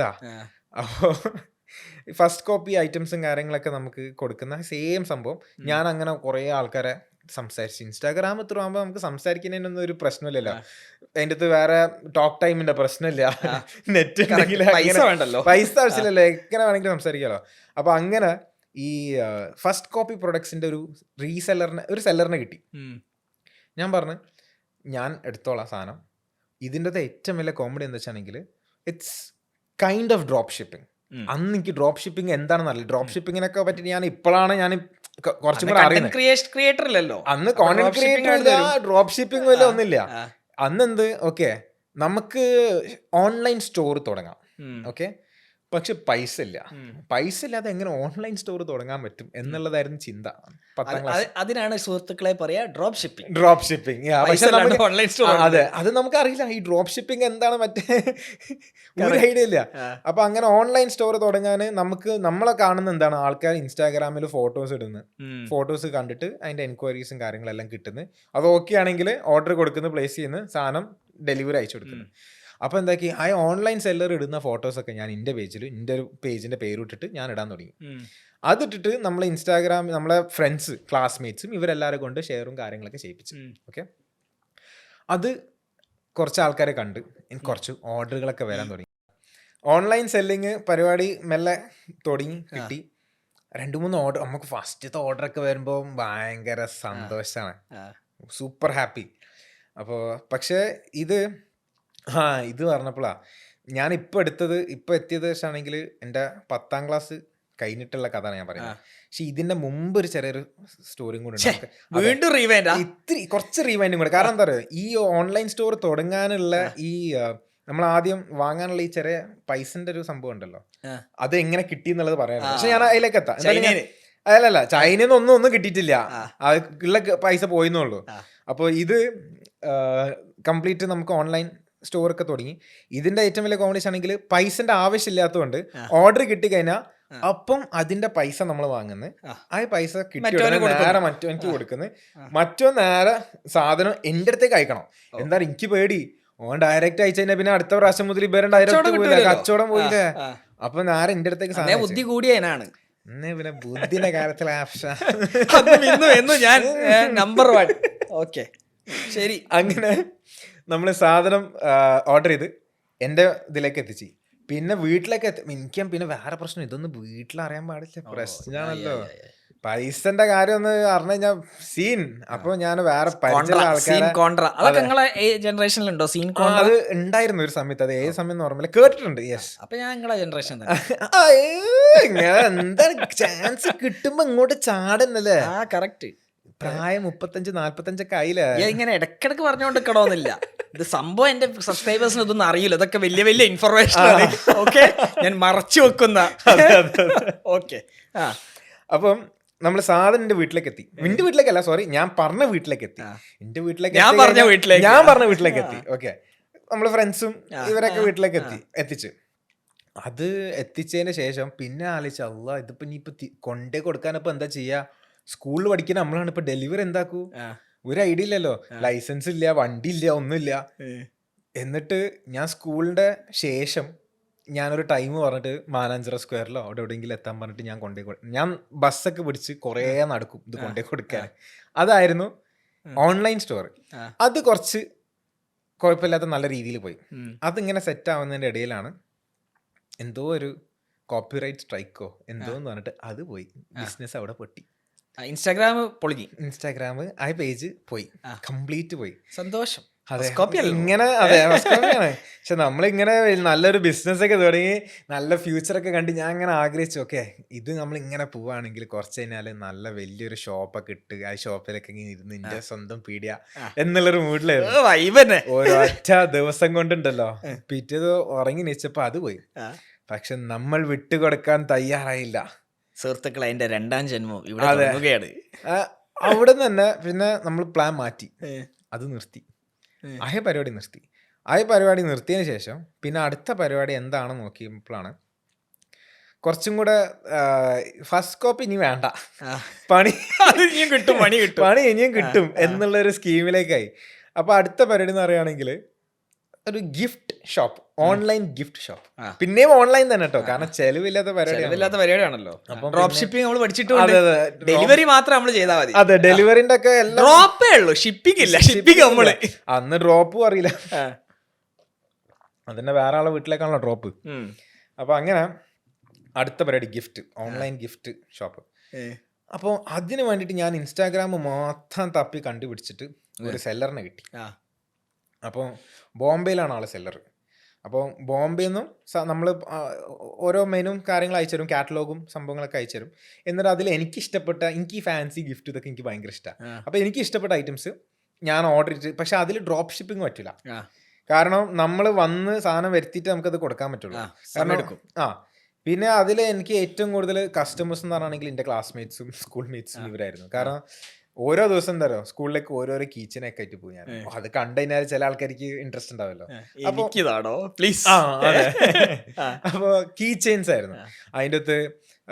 നമ്മൾ ഈ സ്പൈഡർമാൻ്റെ കീച്ചനും അയൺമാൻ്റെ കീച്ചനും ബാറ്റ്മാന്, സൂപ്പർമാന്, പിന്നെ ഹാരി പോട്ടറിൻ്റെ വോണ്ട്, അങ്ങനത്തെ ഒക്കെ കുറച്ച് നല്ല നല്ല ഐറ്റംസ് ആയിരുന്നു ഇത്. അതും നല്ല രീതിയിൽ അങ്ങനെ പോയി. അത് കുറേ കഴിഞ്ഞ് നല്ല ഓർഡറൊക്കെ കിട്ടി. അവിടെ നിന്നൊക്കെ കുറച്ച് കുറച്ച് പൈസ ഇങ്ങനെ കിട്ടുന്നുണ്ട് കേട്ടോ. പെട്ടെന്ന് ഒരു പ്രാവശ്യം സെല്ലർ പറ്റിച്ച്, അങ്ങനെ അതും പോയി. സെല്ലർ ഇനി സാധനം തരൂല പറഞ്ഞു. അതായത് ഞാൻ ഇങ്ങനെ എമൗണ്ട് ഇങ്ങനെ കൂട്ടി ഓരോ പ്രാവശ്യം വരുമ്പോൾ നല്ല നല്ല ഓർഡർ എണ്ണം ഇങ്ങനെ കൂട്ടി കൊണ്ടുവരും. ഒരു പ്രാവശ്യം ഞാൻ നല്ലൊരു എമൗണ്ട്, ഓക്കെ എന്തായാലും ഇത്രയും നല്ല കച്ചവടം ഉണ്ട്, അപ്പോൾ കുറച്ചും കൂടെ സാധനം ഓർഡർ ചെയ്യാം, കൊണ്ടുപോയി അത് ഒരു നല്ലൊരു എമൗണ്ട് അയച്ചു കൊടുത്തപ്പോൾ അതും കൊണ്ട് പിന്നെ ഒരു ഫോം വിളിച്ചിട്ട് എടുക്കുന്നില്ല, മെസ്സേജ് കിട്ടുന്നില്ല. ഇതാണ് ഓൺലൈൻ ബിസിനസ്സിൻ്റെ ഒരു വലിയൊരു പ്രശ്നം. ഞാൻ പിന്നെ ആഴ്ച പോലീസിൻ്റെ അടുത്തൊക്കെ പോയി കംപ്ലൈൻറ്റ് ചെയ്താൽ, എന്ത് പോലീസ്, നമ്മളവിടെ ഇത് പോയിട്ട് എന്ത് പറയാനാണ്, എൻ്റെ ഈ ചേങ്ങ് എടുത്ത് കൊണ്ടെന്ന് പറയാൻ പറ്റ ബോംബെത്തെ ആൾക്കാർ. അങ്ങനെ അതും അവിടെ മെല്ലെ സ്റ്റോപ്പായി, അതും നിർത്തി. പക്ഷെ എന്നിട്ടും ഞാൻ വിട്ടുകൊടുക്കാൻ തയ്യാറായില്ല. പിന്നെ അതിന് ശേഷം തുടങ്ങിയ വേറൊരു പരിപാടിയാണ് ഫോൺ കേസുകൾ. ഫോൺ കേസ് നല്ല ട്രെൻഡിങ് ആയി നിൽക്കുന്ന സമയമാണ്. ഓരോ സമയത്ത് ഓരോ ട്രെൻഡാണല്ലോ. അപ്പോൾ നമ്മൾ ട്രെൻഡിനനുസരിച്ചിട്ട് എപ്പോഴും മാറണം. അപ്പോൾ ഫോൺ കേസ് ട്രെൻഡ് എന്ന് പറയുകയാണെങ്കിൽ എല്ലാവർക്കും എൻ്റെ ട്രെൻഡ് എന്താ, ഞാൻ കൊണ്ടുവന്ന സംഭവം എന്തായിരുന്നു, നിങ്ങൾക്ക് ഇഷ്ടമുള്ള ഡിസൈനിൽ ഞാൻ ചെയ്തുതരും. നിങ്ങൾക്ക് അഡിഡാസ് വേണോ, നൈക്ക് വേണോ, എന്തും ഞാൻ ചെയ്തുതരും. ഏറ്റവും ടാലൻ്റ് ആയിട്ടുള്ള എൻ്റെ ഡിസൈനർ ഫ്രണ്ട്സ്, ഞാൻ പണ്ട് മുതലേ ചെയ്യുന്ന സംഭവം എന്ന് പറയുകയാണെങ്കിൽ, എനിക്ക് പലതിലും നോളേജ് ഇല്ലെങ്കിൽ ഞാൻ അതിൽ ഏറ്റവും നോളേജ് ഉള്ള ആൾക്കാരെ അവരെ പൊക്കും. എന്നിട്ട് അവർക്ക് അവരെ കൂടെ ആയിരിക്കും എന്തെങ്കിലും നമ്മൾ പരിപാടികളൊക്കെ ചെയ്യാം. അങ്ങനെ ഫോൺ കേസിൻ്റെ പരിപാടിക്ക് ഏറ്റവും ആവശ്യം എന്താ, ഡിസൈൻ. അപ്പോൾ എന്താ വേണ്ടത്, ഡിസൈനർ. അപ്പോൾ നല്ലൊരു ഡിസൈനറിനെ കിട്ടി. അപ്പം ആ ഡിസൈനർ മെസ്സി, റൊണാൾഡോ ഇവരൊക്കെ ജേഴ്സി, അഡിഡാസിൻ്റെ ജേഴ്സിയും കാര്യങ്ങളൊക്കെ വെച്ചിട്ടുള്ള കേസുകൾ വ്യമാരി ഡിമാൻഡിന് അറിയാം. എല്ലാവർക്കും നമ്മളെ കേസ് വേണേനു. കാരണം ഓരോ പേരിൽ കസ്റ്റം, അതായത് ഇപ്പം എൻ്റെ പേര് നിഹാദ്, അർജന്റീന ജേഴ്സി, അഡിഡാസ്, എല്ലാ സാധനങ്ങളുള്ള സംഭവം അത് ചെയ്ത്, അതും നല്ല ഉഷാറായിട്ട് ഇങ്ങനെ കയറി വരുമ്പോൾ കോപ്പിറൈറ്റ് അഡിഡാസിൻ്റെ വകയായിരുന്നു. സന്തോഷം. അങ്ങനെ അതും ഒറ്റ രാത്രി കൊണ്ടായി പേജും പൂട്ടി. ഓരോന്ന് ഇങ്ങനെ ഇങ്ങനെ ഇങ്ങനെ വരുന്ന സമയത്തായിരിക്കും ഇത് വെച്ചിട്ട് ഞാൻ രക്ഷപ്പെടുമായിരിക്കും, ഓരോന്ന് വിചാരിച്ചിട്ട് ഇങ്ങനെ ഇതാവുന്ന ആക്കുമ്പോൾ ആയിരിക്കും ഓരോന്ന് പോവാം. ഓൺലൈനിൽ കോപ്പിറൈറ്റ് സ്ട്രൈക്ക് കിട്ടാൻ ഈസിയാണ്, വളരെ ഈസിയാണ്. മറ്റേത് അതാണ്, വേറെ നമുക്ക് ചിലവൊന്നും ഇല്ലാത്തതുകൊണ്ട് ഏറ്റവും വലിയ പേടി പിന്നെ എനിക്ക് അതായി മാറി. പിന്നെ ഞാൻ ആലോചിച്ച് ഇനിയിപ്പോൾ ഇത് എന്താ ചെയ്യുക എന്നുള്ളൊരു മൈൻഡ് സെറ്റിലായിരുന്നു. പിന്നെ അപ്പത്തേനും നമ്മളെ ഇത് കഴിഞ്ഞ് സ്കൂൾ കഴിഞ്ഞ് അപ്പോൾ ആ സ്കൂളിലാണ് നീ പിന്നെ എങ്ങനെ സെല്ല് ചെയ്യാമെന്ന് പഠിക്കുന്നത്. സ്കൂളിൽ നിന്നും സെല്ല് ചെയ്യാന്നുള്ളത് മാത്രമല്ല, പിന്നെ ഒരു സമയത്ത് സ്കൂളിൽ ഞാൻ ഇപ്പം പറഞ്ഞ സംഭവങ്ങളൊക്കെ +1 ശേഷം. പിന്നെ ഞാൻ 10th മുമ്പ് ചെയ്ത വേറെ 2 പരിപാടികൾ അതെനിക്ക് പറയാൻ മറന്നുപോയി. 2 പരിപാടികൾ 10th മുമ്പ്, പക്ഷെ അതൊന്നും അങ്ങനെ ഒഫീഷ്യലല്ല. ഒന്ന് സ്പിന്നർ ഭയങ്കര ട്രെൻഡിങ് ആയിട്ട് നിൽക്കുന്ന ഫിഡ്ജറ്റ് സ്പിന്നർ ഒരു സമയത്ത് ഭയങ്കര ട്രെൻഡിങ്. അത് ഞാൻ ഇതേമാതിരി മറ്റേ പുറത്തുനിന്നും കൊണ്ടുവന്നിട്ട് ബോംബെയിൽ നിന്ന് ഇവിടെ നിന്നൊക്കെ വരുത്തിച്ചിട്ട് പല സാധനങ്ങളും വൻ ഡിമാൻഡ് ചെയ്യുന്നു. അന്ന് എത്ര എണ്ണം, ഒരാൾ തന്നെ 2-3 എണ്ണൊക്കെ വാങ്ങും. ഒരു സ്പിന്നറിന് തന്നെ 500-600-ൻ്റെയും 800-ൻ്റെ ഒക്കെ സ്പിന്നേഴ്സും ഉണ്ടായിരുന്നു. ക്യാപ്റ്റൻ അമേരിക്കൻ്റെ ഒക്കെ സ്റ്റീലിൻ്റെ സ്പിന്നറൊക്കെ ഉണ്ട്, ഒരു രക്ഷയില്ലാത്ത സാധനമാണ്. ഇതൊക്കെ പറയുമ്പോൾ ശരിക്കും പറഞ്ഞാൽ എനിക്ക് അന്നത്തെ കാലം അടിപൊളി ടൈമേനു അത്. പിന്നെ ഇതിനൊക്കെയുള്ള പൈസൻ്റെ ആയിരുന്നു ഏറ്റവും വലിയ പ്രശ്നം. ഞാൻ ഓർമ്മയുണ്ട്, എനിക്ക് പൈസൻ്റെത് എനിക്ക് ഫോണുകൾ ഭയങ്കര, ഞാൻ നേരത്തെയും പറഞ്ഞല്ലോ, ഫോൺ നമുക്ക് ഭയങ്കര ഇൻട്രസ്റ്റ് ഉള്ള ഏരിയ. നമ്മൾ കോഴിക്കോട് ഈ ദുബായ് ബസാർ, ഗൾഫ് ബസാർ, അങ്ങനത്തെ കുറെ സ്ഥലങ്ങളുണ്ട്. അവിടെ ഈ സെക്കൻഡ് ഹാൻഡും കുറേ ചെറിയ ചെറിയ ഷോപ്പുകളാണ്. ഞാനൊക്കെ ഒരു കാലത്ത് അവിടെ തന്നെ ആയിരുന്നു. ഇങ്ങനെ നോക്കാം, ഈ ഫോൺ വാങ്ങിക്കണം, ആ ഫോൺ വാങ്ങിക്കണം, ഇതിന് ഇത്ര കാശ്. അതെ, ഇങ്ങനെ നോക്കൂ, ഏതെങ്കിലും ഒരു കാലത്ത് ഫോൺ വേണം, ഈ ഫോൺ വേണം എന്നൊക്കെ ഇങ്ങനെ ആലോചിക്കും. പിന്നെ ഞാൻ ആലോചിച്ച്, ഇല്ല ഇവർക്ക് നമ്മൾ വിൽക്കുന്നുണ്ടെങ്കിൽ ഒരു ഫോൺ വന്ന് വിൽക്കണ ഒരു സ്കീമാണല്ലോ. എൻ്റെ ഒരു കസിൻ ഉണ്ടായിരുന്നു, ഓന് ഇതേമാതിരി ഫോണ് വിൽക്കലും വാങ്ങലും വിൽക്കലൊക്കെ ഉണ്ട്. അപ്പോൾ ഓൻ്റെ അടുത്ത് നിന്ന് ഇങ്ങനെ ഓരോരോ കഥകളൊക്കെ കേൾക്കാം. അപ്പോൾ എന്തുകൊണ്ട് നമുക്കും ചെയ്തുകൂടാ? പക്ഷെ നമുക്ക് പൈസ ഇല്ല, ഓൻ്റെ കയ്യിൽ പൈസ ഉണ്ടായിരുന്നു, നമുക്ക് പൈസ ഇല്ല. പക്ഷെ നമ്മളെ പൈസയിലുള്ള ഒരു സാധനം. അപ്പോൾ ഇവിടെ നമുക്ക് വേണ്ട എന്താ? പൈസ. ഒരു ഫോണ് വാങ്ങാനുള്ള പൈസ വേണം. അപ്പോൾ നമുക്ക് ഇൻവെസ്റ്ററിനെ വേണം. അന്ന് ഇൻവെസ്റ്റർ അല്ല, അന്ന് പൈസ ഉള്ള ഒരാൾ. ഇന്ന് നമ്മളെ വാക്ക് പറയുമ്പോൾ അതൊരു ഇൻവെസ്റ്റർ ആയി. നമുക്ക് മനസ്സിലായി അതായിരുന്നു ഇൻവെസ്റ്റർ എന്നുള്ളത്. അപ്പോൾ ഞാൻ ഫ്രണ്ട്സിനോട് ചോദിക്കും, പൈസ ഉണ്ടോ, നമുക്ക് ഐഡിയ ഏതാണ്, നമുക്ക് ഒരു ഫോണ് ദുബായ് ബസാറിന് സെക്കൻഡ് ഹാൻഡ് വാങ്ങാം, എന്നിട്ട് നമുക്കത് സ്കൂളിൽ വെക്കാം, എവിടെയെങ്കിലും വെക്കാം. സ്കൂളിൽ വെക്കാം. സ്കൂളിൽ ഫോൺ ബാൻഡാണ്, പ്രോഹിബിറ്റഡ്, പറ്റൂല. അത് നടക്കൂല. അപ്പൊ വിൽക്കണല്ലോ. ഞാൻ പറഞ്ഞെന്താ പറയാ, നമുക്ക് ഫോണ് അവിടെ തന്നെ വിൽക്കാം. ഗൾഫ് ബസാറിന് വാങ്ങിയിട്ട് ദുബായ് ബസാറിന് വിൽക്കാം, ദുബായ് ബസാറിന് വാങ്ങിയിട്ട് ഗൾഫ് ബസാറിൽ വിൽക്കാം. അതെങ്ങനെ? അതെ, പക്ഷെ വർക്കൗട്ടായി. അത് വർക്കൗട്ടായി. അതായത് 450, 500, 350, 450 നെറ്റാണ് ആദ്യം നമ്മൾ ചെറിയൊരു ഫോൺ വാങ്ങിയത്. 350 ചെറിയ ഒരു സാധനം. അത് 40 ഉറുപ്പ്യന്റെ 50 ഉറുപ്പ്യന്റെ എന്തോ വ്യത്യാസത്തിലാണ് നമ്മളത് അപ്പുറത്ത് പോയിട്ട് കൊടുത്തത്, വേറെ ഏതോ ഷോപ്പിൽ. 10% മാർജിൻ 5 മിനിറ്റിനുള്ളിൽ കിട്ടി. 5 മിനിറ്റിനുള്ളിൽ. പക്ഷെ ഈ പൈസ ഇതാക്കാം. പിന്നെന്താ പറയുക, എൻ്റെ ഫ്രണ്ട് ഇൻവെസ്റ്റ് ചെയ്ത ഫ്രണ്ടിന്റെ വീട്ടിലും പ്രശ്നമാണ്, എൻ്റെ വീട്ടിലും പ്രശ്നമാണ്. പക്ഷെ ഞാൻ പറഞ്ഞു, എൻ്റെ വീട്ടിൽ ഞാൻ ഫോൺ കയറ്റുന്ന പ്രശ്നമില്ല. ഞാൻ ഐഡിയകളൊക്കെ ഞാൻ പറഞ്ഞുതരാം. I am the master mind between the business. പക്ഷെ പണികൾ ഞാൻ പറയുന്ന പോലെ ചെയ്യണം, പ്രോഫിറ്റ് ഞാൻ തരും. അങ്ങനെ ഓൻ ചെയ്ത് വീട്ടിൽ ഒളിപ്പിച്ചിട്ടൊക്കെ ഫോണൊക്കെ വെച്ച് എങ്ങനെയൊക്കെ ഫോണൊക്കെ എടുത്ത് പറഞ്ഞ പോലെ തന്നെ വേറെ സ്ഥലത്തൊക്കെ കൊണ്ടുപോയി അതിൻ്റെ അവിടെ തന്നെ അങ്ങോട്ടും ഇങ്ങോട്ടും വിറ്റ്. ചെറിയ 30-40 ഉറുപ്പ്യൻ്റെ വ്യത്യാസമുള്ളൂ. പക്ഷെ വർക്കൗട്ടായി. പക്ഷെ പിന്നീട് ഇത് വർക്കൗട്ട് ആയതുകൊണ്ട് ഇത്രയും എഫേർട്ട് ഇട്ടിട്ട് 30 ഉറുപ്പ്യ 40 ഉറുപ്പ്യാണ് കിട്ടുന്നത്. പക്ഷെ നമുക്ക് ആദ്യം സ്റ്റാർട്ടിങ്ങിൽ അത് നല്ലൊരു കാര്യമായിരുന്നു. പിന്നീട് as we move forward, okay next ലെവലിലേക്ക് നമ്മളെപ്പോഴും ചിന്തിക്കല്ലോ.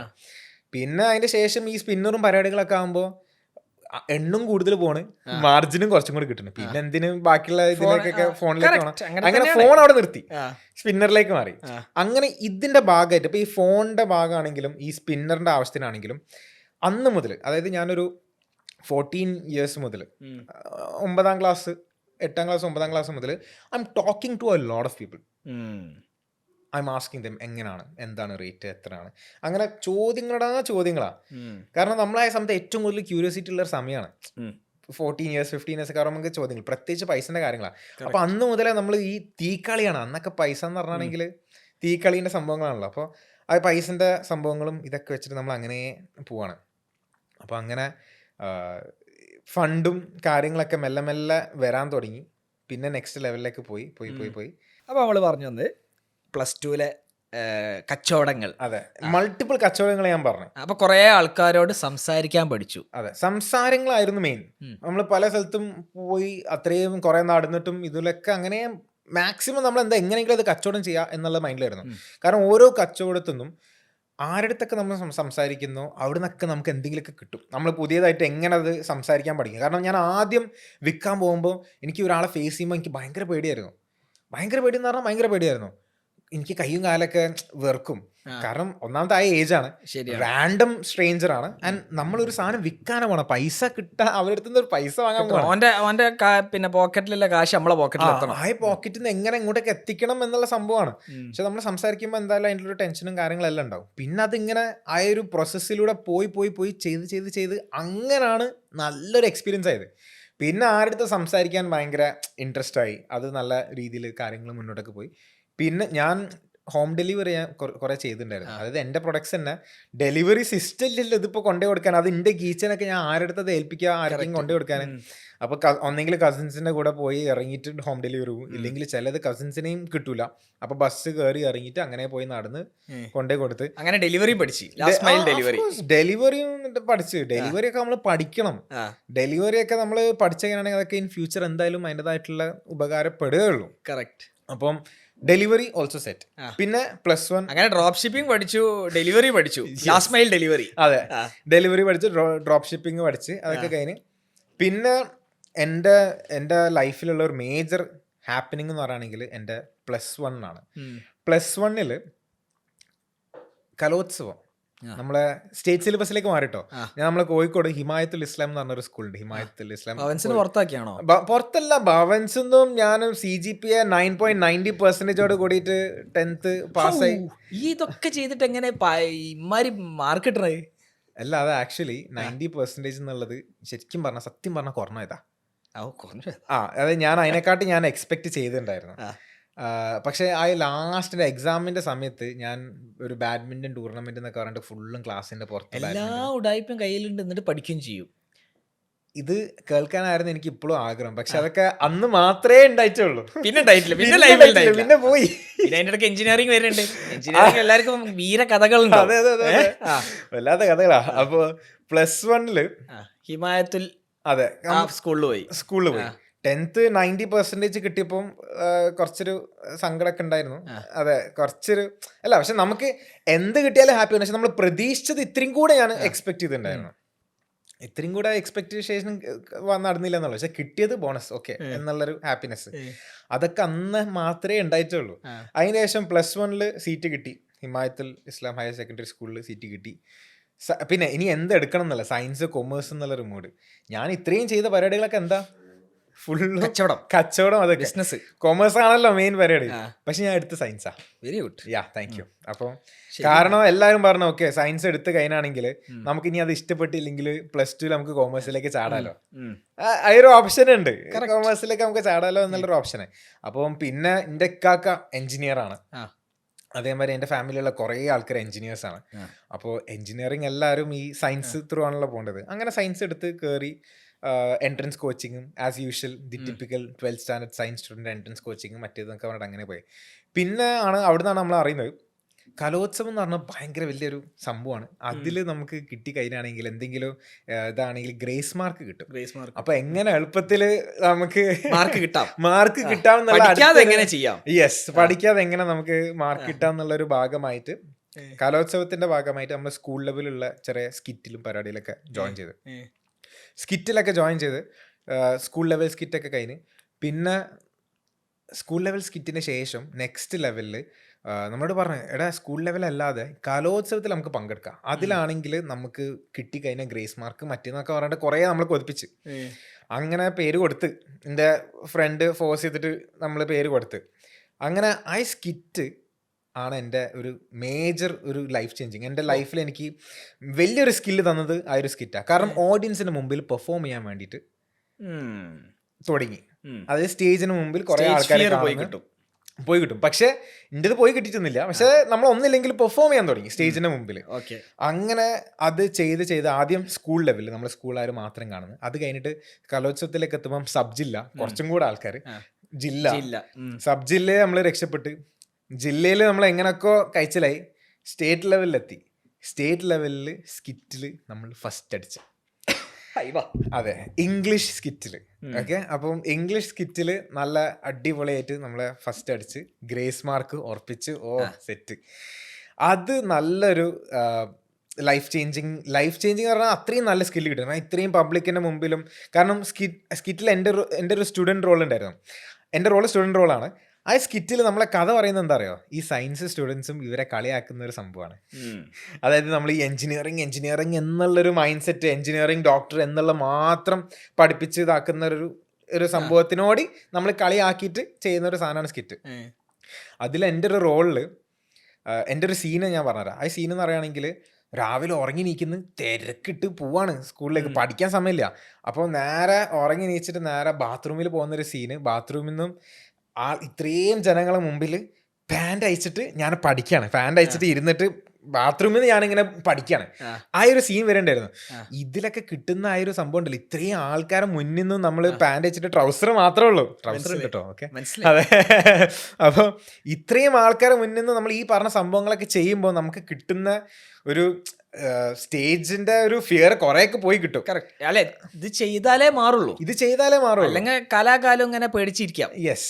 അപ്പോൾ അങ്ങനെ സ്കിറ്റിന്റെ പേരിൽ എൻ്റെ ക്ലാസ് ഞാൻ ഫുള്ളും സ്കിപ്പായിരുന്നു. +1 +2 +1 ഞാൻ അങ്ങനെ ക്ലാസ്സിൽ കയറിയിട്ടേ ഇല്ലേ, ഫുള്ള് പ്രാക്ടീസ് മറ്റേത് മറിച്ചതൊക്കെ. രാവിലെ മുതൽ എൻട്രൻസ് കോച്ചിങ്, വൈകുന്നേരം വരെ സ്കൂൾ കഴിഞ്ഞിട്ട് ഈ പറഞ്ഞ സ്കിറ്റിന്റെ പ്രാക്ടീസ് ഫുള്ള് അതന്നായിരുന്നു. അങ്ങനെ അതെല്ലാം കഴിഞ്ഞ് +1 കഴിഞ്ഞ് +2 ഈ പറഞ്ഞ സ്കിറ്റിന്റെ ഇതിന്റെ മുകളിൽ നമുക്ക് കുറെ നല്ലൊരു പബ്ലിസിറ്റി കിട്ടി. സ്റ്റേറ്റ് ലെവൽ നമ്മൾ പഠിക്കുന്ന സമയത്ത് കണ്ണൂരിൽ വെച്ചിട്ടായിരുന്നു നമ്മളെ കലോത്സവത്തിന്റെ ഫൈനൽസ്. അതിനുശേഷമാണ് ശരിക്കും എന്താണ് ഈ മീഡിയ എന്നുള്ളത് അറിഞ്ഞത്. കാരണം നമ്മൾ സ്കിറ്റ് ജയിച്ചപ്പോണ്ടല്ലോ മീഡിയക്കാർ വരുന്നു, സംസാരിക്കാൻ വരുന്നു, ന്യൂസ് പേപ്പറിലൊക്കെ ഫോട്ടോ ഒക്കെ വരാൻ തുടങ്ങി. കാരണം കാരണം ഇന്ന് വരെ ഇങ്ങനത്തെ ഒരു എക്സ്പോഷർ കിട്ടിയിട്ടില്ല. അപ്പോൾ ശരിക്കും അതിൻ്റെ ഒരു ഹരം പിടിച്ച്. ഓക്കെ, പിന്നെ അതിൻ്റെ ശേഷം ഇത് ത്രൂ നമുക്ക് കിട്ടിയൊരു ഓപ്പർച്യൂണിറ്റി എന്ന് പറയുകയാണെങ്കിൽ CBSE കുട്ടികളെ ഈ ക്ലാസ് എടുക്കുന്നതൊക്കെ കുറച്ചും കൂടി ഡിജിറ്റലൈസ് ചെയ്ത്, അപ്പം അവർ ടെക്സ്റ്റ് ബുക്ക് നമുക്ക് വായിച്ചിട്ട് നമ്മളെ വോയിസിൽ അവർക്ക് കേൾക്കുന്ന ഒരു ഓപ്പർച്യൂണിറ്റി നമുക്ക് കിട്ടിയിട്ടുണ്ടായിരുന്നു. സ്റ്റുഡിയോയിൽ പോയിട്ട് റെക്കോർഡ് ചെയ്യുന്ന ഒരു സംഭവങ്ങളൊക്കെ. അപ്പം അതൊക്കെ ഈ സ്കിറ്റ് ത്രൂ കിട്ടിയതാണ്. പിന്നെ ഈ +1 പഠിക്കുന്ന സമയത്താണ് ഈ ടിക്ടോക്ക് മറ്റ് സാധനങ്ങളൊക്കെ ഉള്ള ട്രെൻഡ് നടക്കുന്നത്. പിന്നെ ഇപ്പം ടിക്ടോക്ക് ഒക്കെ ഫുള്ള് ബാൻ ചെയ്ത്. അന്ന് ഈ ടിക്ടോക്ക് ഒക്കെ ചെയ്യുന്ന സമയത്ത് ലിപ്സിങ്ക് വീഡിയോസാ. അതൊക്കെ ഇപ്പൊ ആലോചിക്കുമ്പോൾ മോനെ ക്രിഞ്ച്. നമ്മളെ കാലത്ത് ഡബ് സ്മാഷ് അതെ, ഡബ് സ്മാഷിലാണ് തുടങ്ങിയത്. ഞാനിങ്ങനെ ലിപ്സിങ്ക് വീഡിയോസും കാര്യങ്ങളൊക്കെ ചെയ്യും. കാരണം it's all about what makes you happy. എനിക്കത് ചെയ്യുന്നത് ഐ വാസ് ഹാപ്പി. പക്ഷെ കളിയാക്കലുകളൊക്കെ എന്റെ മോനെ മാക്സിമം ട്രോൾ ആ സമയത്ത് എല്ലാവർക്കും ട്രോള്. പക്ഷെ എന്താ, എനിക്കതൊന്നും എന്നെ ബാധിക്കില്ല. ഞാൻ പിന്നെയും ചെയ്തു. കാരണം എനിക്ക് ഇഷ്ടപ്പെട്ട അന്ന് മുതല് what I did, I always used to do what I love. അതാണ് എൻ്റെ ഒരു പോളിസി. എന്ത് കളിയാക്കലുകളും എനിക്ക് വിഷയമല്ല, ഞാൻ ചെയ്യും. അതിന് എന്ത് പറഞ്ഞാണെങ്കിലും ഞാൻ ചെയ്യും. അങ്ങനെ അത് ഞാൻ അങ്ങനെ ചെയ്തു. അത് ത്രൂ കളിയാക്കലുകളൊക്കെ കിട്ടിയിട്ടുണ്ടല്ലോ, അതൊന്ന് ഏശാതായി. അതെ, പിന്നീട് അതൊന്ന് ഏശാതായി. അങ്ങനെ അത് നെക്സ്റ്റ് ലെവലിലേക്ക് പോകുമ്പോഴാണ് സ്കൂളും കഴിഞ്ഞ് കോളേജിലെത്തി. കോളേജ് ഞാൻ എൻജിനീയറിംഗ് ആണ് ഞാൻ പഠിച്ചത്. So I am actually a BTech graduate. So കണ്ടാ പറയില്ലെന്നേ ഉള്ളൂ. 90% +2 എന്തായി? മണിയുണ്ട്, പക്ഷെ യെസ് പാസ്സായി 75%. ഇപ്പൊ ട്രാക്കിലേക്ക് എത്തിയില്ല, ഇപ്പൊ സന്തോഷമായില്ലേ? ഇപ്പൊ നേരത്തെ പറഞ്ഞ കൂടി കഴിഞ്ഞിട്ട് വേണം എനിക്കൊന്ന് ശരിക്കും BTechന്റെ റിസൾട്ട് എന്തായെന്നുള്ളത് കൂടെ അറിയണല്ലേ, എത്ര പേപ്പർ ഉണ്ട് എന്നുള്ളത്. BTech എവിടെ? BTech അങ്ങനെ BTech ഞാൻ Thrissur Vidya academy of science and technology എന്ന് പറഞ്ഞ ഒരു കോളേജിൽ ഗവൺമെന്റ് കോട്ടയിൽ തന്നെ സീറ്റ് കിട്ടി. ഞാനാണെങ്കിൽ എനിക്ക് അന്ന് ഈ ട്രാവലിങ്ങും കാര്യങ്ങളൊക്കെ എനിക്ക് ഭയങ്കര ഇഷ്ടമാണ്. ഞാൻ ഈ +2 കഴിഞ്ഞതിന് ശേഷം ഉണ്ടല്ലോ, സയൻസ് ആണല്ലോ എടുത്തത്. ഈ എക്സാമിന്റെ പേരിൽ ഞാൻ 8 എക്സാം മറ്റേ ഞാൻ എഴുതിയിട്ടുണ്ട്. എൻട്രൻസ് കോച്ചിങ്, അതായത് നീറ്റ് മറ്റേ MBBSന്റെ NEET, KEAM, JEE mains, advanced, Aligarh Muslim university, LP university, എന്തൊക്കെയോ എഴുതിക്കും. എനിക്ക് സത്യം പറഞ്ഞാൽ ഇപ്പോൾ ഓർമ്മയില്ല, പക്ഷേ ഒരു ഏകദേശം 7 or 8 എൻട്രൻസ് എക്സാമിനേഷൻസ് ഞാൻ എഴുതിയിട്ടുണ്ട്. MBBS ഒക്കെ ഞാൻ എന്തിനാ എഴുതിയത് എനിക്ക് ഇപ്പോഴും അറിയില്ല. പക്ഷേ അതിൻ്റെ പേരിൽ MBBSന്റെ എക്സാമിൻ്റെ നീറ്റിന് വേണ്ടിയിട്ടാണ് എനിക്ക് ബാംഗ്ലൂരിലേക്കുള്ള എൻ്റെ ഹോൾ സെൻറ്റർ, മറ്റേത് എക്സാം സെൻറ്റർ ബാംഗ്ലൂരിലാണ് കിട്ടി. അതിൻ്റെ പേരിൽ ട്രിപ്പായില്ലേ, ട്രിപ്പിന് വേണ്ടിയിട്ട് എക്സാം ഞാൻ നല്ലോണം എഴുതി, എല്ലാ സ്ഥലത്തേക്കും പോയി. അപ്പൊ ഈ തെർച്ചി അങ്ങനെ 75 എത്തി. അതെ, പിന്നെ ട്രാവൽ ചെയ്യാൻ കുറെ ഇതായല്ലോ, അതെ, തീരുമാനമായിട്ടുണ്ട്. പിന്നെ കോമഡി സീൻ എന്താ വെച്ചാണെങ്കിൽ ഞാൻ മറ്റേ മെയിൻസ് ഞാൻ ക്ലിയർ ചെയ്ത്. JEE മെയിൻസ് ക്ലിയർ ചെയ്ത് അത് എങ്ങനെയെന്നുള്ളത് എൻ്റെ അടുത്ത് ചോദിക്കരുത്, പക്ഷെ ഞാൻ ക്ലിയർ ചെയ്ത്. പേരെങ്ങനെ ഇതിന്റെ റിസൾട്ട് വന്നപ്പോൾ എനിക്ക് കോമഡി. കാരണം എൻ്റെ വളരെ നന്നായിട്ട് പഠിക്കുന്ന എൻ്റെ കുറേ ഫ്രണ്ട്സ് ഉണ്ട്, അതിൻ്റെ തൂരൊക്കെ പൊട്ടി. എന്നിട്ട് ഞാൻ ക്ലിയർ ചെയ്തപ്പോൾ ഉണ്ടല്ലോ, സത്യം പറഞ്ഞാൽ എനിക്ക് ഇപ്പോഴും അറിയില്ല ഞാൻ എങ്ങനെ ക്ലിയർ ചെയ്തെന്നുള്ളത്. അത് മാത്രമല്ല, എന്നിട്ട് ഞാൻ JEE അഡ്വാൻസ്ഡ് വരെ എഴുതാൻ പോയി. അഡ്വാൻസ് ഞാൻ എഴുതി, പക്ഷെ അത് പൊട്ടി. അതെ, രക്ഷപ്പെട്ടു. പക്ഷെ പൊട്ടിയത് ചെറിയൊരു വ്യത്യാസം. ഞങ്ങൾക്ക് ഒരു കണ്ടന്റ് ക്രിയേറ്റർ കിട്ടി. അതെ, അല്ലെങ്കിൽ NIT IIT അമേരിക്കയിൽ എത്തിപ്പോയാൽ അങ്ങനെ ആയിരുന്നു കയറേണ്ടത്. ഓക്കെ, അപ്പോൾ അങ്ങനെ കുറെ എക്സാം ഒക്കെ എഴുതി. എന്നിട്ട് കീമിൽ എഴുതിയ എക്സാമാണ് എനിക്കിപ്പം ഇത് കിട്ടിയത്. ഞാൻ +1 എനിക്ക് ഈ സ്കിറ്റിന്റെ മുകളിൽ എനിക്ക് ഗ്രേസ് മാർക്ക് കിട്ടി. +2 ഞാൻ NSS ഉണ്ടായിരുന്നു, +1 +2. അപ്പൊ NSSന്റെ മുകളിൽ അതിന്റെ ഗ്രേസ് മാർക്കും കിട്ടി. കിട്ടാനുള്ള 2 ഗ്രേസ് മാർക്കും മാക്സിമം കിട്ടി. അതെ, പഠിക്കാതെ കിട്ടേണ്ട സാധനങ്ങളൊക്കെ എനിക്ക് കിട്ടി. അതിന്റെ മുകളിൽ ഈ പറഞ്ഞ എക്സാം അറ്റൻഡ് ചെയ്തപ്പോൾ കീമിൽ അത്യാവശ്യം നല്ല റാങ്കും കിട്ടി. കീമിൽ നല്ല റാങ്ക് കിട്ടിയോണ്ട് ഗവൺമെന്റ് കോട്ടയിൽ തന്നെ ഇവിടെ കയറാൻ പറ്റി എഞ്ചിനീയറിംഗിൽ. അങ്ങനെ Thrissur Vidya academy of science and ടെക്നോളജിയിൽ എഞ്ചിനീയറിംഗിൽ കയറി.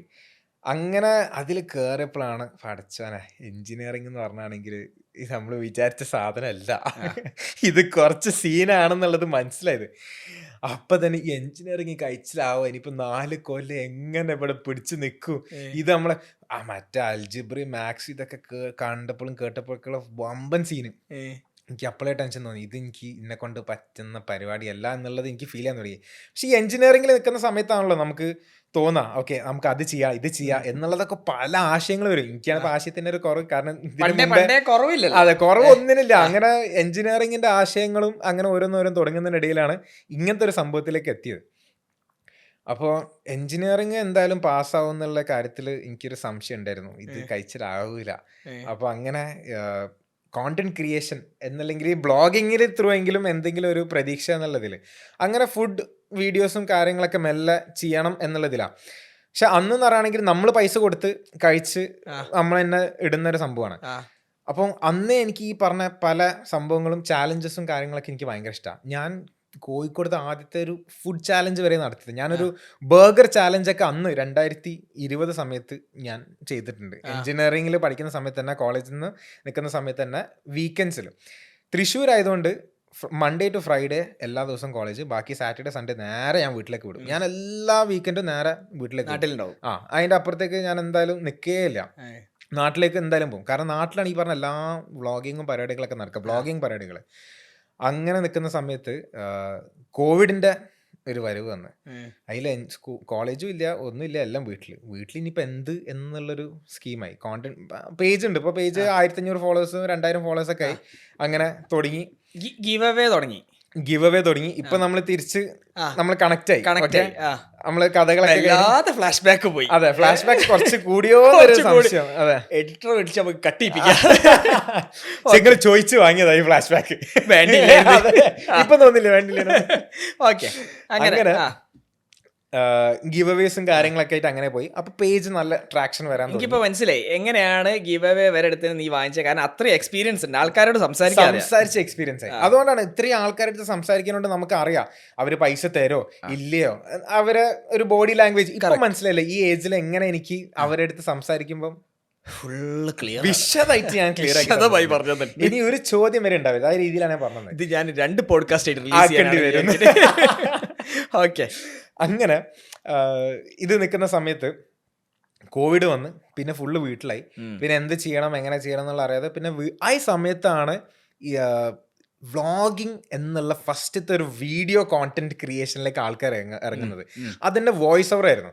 ഒരു വീഡിയോ നമ്മളിങ്ങനെ എടുക്കുന്ന അതിൻ്റെ മുകളിൽ നമ്മളിങ്ങനെ സംസാരിക്കും. ആ ഒരു മൂഡിലേക്ക് എത്തി. അത് മെല്ലെ 2-3 ആൾക്കാരെ ഇങ്ങനെ ഇട്ട് വരുമ്പോൾ why not, let's go with trend. അങ്ങനെ ഞാനും തുടങ്ങി. വീട്ടിലിരിക്കുന്ന ഈ റിലീസായി അല്ല, അന്നൊന്ന് റീലില്ല, അന്ന് വീഡിയോ ആണ്, ഇൻസ്റ്റാഗ്രാം വീഡിയോ ആണ്. അന്ന് റീൽ എന്ന് പറഞ്ഞ സാധനം അതിൻ്റെ എത്രയോ ശേഷം വന്നത്. അപ്പോൾ അങ്ങനെ ആ ഒരു വീഡിയോ റിലീസായി. നമ്മൾ ഫുള്ളും വോയിസ് ഓവർ. അന്ന് എൻ്റെ ഫസ്റ്റത്തെ ഈ പറഞ്ഞ വോയിസ് ഓവർ വീഡിയോ എന്തായിരുന്നു അറിയാം, വീട്ടിൽ പുറത്തേക്ക് ഇറങ്ങാൻ പറ്റില്ല. അന്ന് പക്ഷിപ്പനിയും മറ്റേതും മറിച്ചതും എല്ലാം കൂടെ ആയിട്ട് ഒന്നും ചെയ്യാൻ പറ്റില്ല. നിപ്പയും ഈ പറഞ്ഞ സംഭവത്തിന്റെ ഇടയിലാണിത്.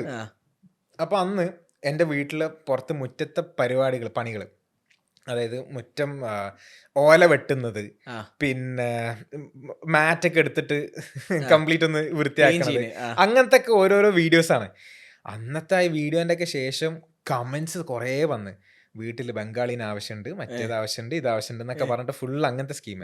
പക്ഷെ അന്ന് ഇത് കമന്റ് വരുന്ന അനുസരിച്ച് റീച്ച് കൂടെ അന്ന്. പക്ഷെ നമുക്ക് അതും അറിയില്ല, ഒരു ഏഷ്യലും ഇല്ല. അതാണ് നമുക്ക് ഇത് ഈ കോണ്ടന്റ് ക്രിയേഷൻ ഇതൊക്കെ ചെയ്യുമ്പോണ്ടല്ലോ, ഈ തൊലിക്കട്ടി എന്ന് പറഞ്ഞ സാധനം അത്യാവശ്യമാണ്. പക്ഷെ നമ്മളതിന് തൊലിക്കട്ടി അത്രയും അത്യാവശ്യമുള്ള സാധനം ഒന്നല്ല ചെയ്യുന്നത്. പക്ഷെ നമ്മളെ ഇൻഡസ്ട്രിയിലാണെങ്കിലും അതുണ്ടെങ്കിലും, കാരണം ആൾക്കാർ എന്തെങ്കിലും പറഞ്ഞു കഴിഞ്ഞാൽ തന്നെ നമുക്ക് നമ്മളതിൽ കല്ലി വല്ലി എന്നുള്ളൊരു മൂഡിൽ എടുക്കാൻ പറ്റുള്ളൂ. സോ അങ്ങനെ ഈ കോണ്ടന്റ് ക്രിയേഷൻ വീഡിയോ വ്ളോഗിങ് തുടങ്ങി. അത് നല്ല റീച്ച് കയറി, നല്ല വ്യൂസും കിട്ടി. പിന്നെ അത് അങ്ങനെ കണ്ടിന്യൂ ചെയ്ത് പിന്നെ വീട്ടിലേക്ക് ഓരോ ആൾക്കാർ പാർസൽ കൊണ്ടുവരാൻ തുടങ്ങി. ഫുഡിന്റെ ആൾക്കാർക്ക് ഉണ്ടല്ലോ, ഈ റെസ്റ്റോറൻറ്റ്സും കഫേസ് ഒക്കെ അങ്ങനെ പാർസൽ വരാൻ തുടങ്ങി. അതാകുമ്പോൾ വീട്ടിലേക്ക് സാധനം വരുന്നത്, നമ്മളത് റിവ്യൂ ചെയ്യുന്നത്, ഫുഡ് കഴിക്കുന്നത്, അതിൻ്റെ അഭിപ്രായങ്ങൾ പറയുന്നത്, അതൊക്കെ നല്ല റീച്ച് കിട്ടി. കച്ചവടക്കാർക്ക് മറ്റേ റെസ്റ്റോറൻറ്റ്സിനും കഫേസിനൊക്കെ കച്ചവടം കിട്ടി. അങ്ങനെ അത് നല്ല ഹാപ്പി ആയിട്ട് എങ്ങനെ പോകുന്നത്. കോവിഡ് ആണ് എനിക്ക് ശരിക്കും നല്ല ഉപകാരം ചെയ്തത്, നല്ല ഗുണം. കുറേ ആൾക്കാർക്ക് ഈ കോവിഡ് എന്നുള്ളൊരു ടൈം എന്ന് പറയുകയാണെങ്കിൽ വളരെ മോശപ്പെട്ടൊരു സമയമാണ്. പക്ഷെ അതേപോലെ ചില ആൾക്കാർക്ക് വളരെ ഹാപ്പി ആയിട്ടുള്ളൊരു സമയം. Every problem is an opportunity. ഞാനും കോവിഡിൽ ജനിച്ചൊരു ഇ-കൊമേഴ്സ് മാർക്കറ്ററാണ്. അപ്പോൾ കോവിഡ് ആണ് നമ്മളൊക്കെ ലൈഫ് കുറേ മാറ്റിയത്. നമുക്ക് നല്ല ട്രാക്ഷൻ സോഷ്യൽ മീഡിയയിലേക്ക് വരാൻ തുടങ്ങി. പിന്നെ ഞാൻ അന്നൊക്കെ ആദ്യം നമ്മൾ അങ്ങോട്ടേക്ക് പൈസ കൊടുത്തിട്ട് ഫുഡ് കഴിച്ചിട്ട് നമ്മൾ റിവ്യൂ ചെയ്യുന്നത്, പിന്നെ പൈസ കൊടുക്കാതെ അവർ നമ്മൾ ഇൻവൈറ്റ് ചെയ്യാൻ തുടങ്ങി. ആ ഇൻവൈറ്റ്സ് പൈസ കൊടുക്കാതെ നമ്മൾ പോയി നമുക്ക് ഫ്രീ ഇൻവൈറ്റ്സ് ഒക്കെ ചെയ്ത് നമ്മൾ അതിൻ്റെ അഭിപ്രായങ്ങൾ പറയും. പിന്നെ അതിനുശേഷം പിന്നെ അത് മാറിയിട്ട് ഇങ്ങോട്ടേക്ക് കുറച്ച് പൈസ തരുന്ന ഒരു സ്കീമായി. തിന്നണേന് ഇങ്ങോട്ടേക്ക് പൈസ തരും. അപ്പോൾ ഇതൊക്കെ നമ്മൾ ഡ്രീം ചെയ്ത സംഭവങ്ങളാണ്. ഈ എൻജിനീയറിംഗിൽ ഈ പഠിക്കുന്ന സമയത്ത് തന്നെ എനിക്ക് ഈ ട്രാവൽ കോണ്ടന്റ് ക്രിയേഷനെ പറ്റിയിട്ട് വലിയ ധാരണ ഇല്ലായിരുന്നു. ഫുഡാണ് നമ്മളെ പരിപാടി. അങ്ങനെ നിൽക്കുന്ന സമയത്താണ് എൻ്റെ കാക്ക, ഞാൻ ഇതിന് മുമ്പ് പറഞ്ഞിട്ടുണ്ടല്ലോ, ഗോൾഡൻ മിസ് അടിച്ചത്. മൂപ്പര് ഇവിടെ ഉണ്ടായിരുന്നു, യു എയിൽ ഉണ്ടായിരുന്നു. പക്ഷെ ഇപ്പം യു എയിലല്ലേ, ഇപ്പൊ ആള് മെൽബണിലാണ്, ഫാമിലി ആയിട്ട് അവിടെ സെറ്റിൽഡാ. ഗോൾഡൻ വിസ കിട്ടിയതിന് ശേഷം അതിന്റെ ബേസിൽ ഓസ്ട്രേലിയൻ PR കിട്ടി. അങ്ങനെ അത് വാങ്ങിയിട്ട് അവിടെ ഇങ്ങനെ ഒരു പ്രശ്നമുണ്ട്, ദുബായ് ഗവൺമെന്റ് ഇത് കണ്ടുപിടിക്കണം ഉടനെ തന്നെ. അവിടെ സെറ്റിൽഡ് ആണ്. അപ്പം ആൾക്ക് അറിയാം എനിക്ക് ഈ ട്രാവൽ, എനിക്ക് ഈ ലക്ഷറി ഭയങ്കര ഇഷ്ടമാണ്, എനിക്ക് ഈ ഫുഡിൻ്റെത് ഭയങ്കര ഇഷ്ടമാണ്. കാക്ക പിന്നെ എൻജിനീയറിങ്ങിൻ്റെ ബേസിലും ജോബും കാര്യങ്ങളൊക്കെ ആയതുകൊണ്ട് അതിൻ്റെ വകയിൽ കുറേ ട്രാവലിംഗ് ഒക്കെ ഉണ്ടാവും. കമ്പനി കൊടുക്കുന്ന നല്ല ഹോട്ടൽസും അതും ഇതൊക്കെ ഉണ്ടാവും. എന്നിട്ട് ഈ ചെങ്ങായിൻ്റെ പരിപാടി എന്താ അറിയോ, എവിടെ പോയി കഴിഞ്ഞാലും അതിൻ്റെ വീഡിയോസ് എടുത്തിട്ട് എനിക്ക് അയച്ചു തരും. എനിക്ക് ഒന്നും ചെയ്യാൻ പറ്റില്ല, പോവാനും കഴിയില്ല, കൊതിപ്പിക്കലാണ്. ഇന്ന് ഞാൻ നിൽക്കുന്നത് ഇവിടെയാണ്, നാളെ ഞാൻ നിൽക്കുന്നത് ഇവിടെയാണ്, ഹയാത്തിൽ, മാരിയറ്റ്. ഇതൊക്കെ ഇങ്ങനെ കാണുമ്പോണ്ടല്ലോ നമുക്ക് ഇങ്ങനെ കണ്ട് വെള്ളം ഇറക്കാന്നല്ലാതെ ഒരു പരിപാടി നടക്കില്ല. പിന്നെ അത് കേൾക്കുമ്പോൾ നമുക്ക് തോന്നും, ഓക്കെ നമുക്കൊരു എഞ്ചിനീയർ ആയി കഴിഞ്ഞാൽ അതെ, എഞ്ചിനീയർ ആയി കഴിഞ്ഞാൽ. അങ്ങനെ നിൽക്കുന്ന സമയത്ത് കാക്ക നാട്ടിലേക്ക് വന്നൊരു സമയം ഉണ്ടായിരുന്നു. നാട്ടിൽ വർക്ക് ചെയ്യുന്ന സമയത്ത് ബോംബെയിൽ കാക്ക വർക്ക് ചെയ്യുന്നുണ്ടായിരുന്നു. അപ്പോൾ ആ സമയത്ത് ഞാനും നാട്ടിലുള്ള സമയത്ത് കാക്കയ്ക്ക് ഒരു പരിപാടിക്ക് വേണ്ടിയിട്ട് ബാംഗ്ലൂരിൽ ഒരു ഇവൻറ്റിന് വേണ്ടിയിട്ട് പോയിണ്ടായിരുന്നു. അപ്പോൾ നെക്സ്റ്റ് ഡേ ആണ് ബാംഗ്ലൂർ പോകണം. അപ്പോൾ തലേ ദിവസം രാത്രി ഞാനും കാക്കയും കൂടെ അവിടെ വീട്ടിലുണ്ട്.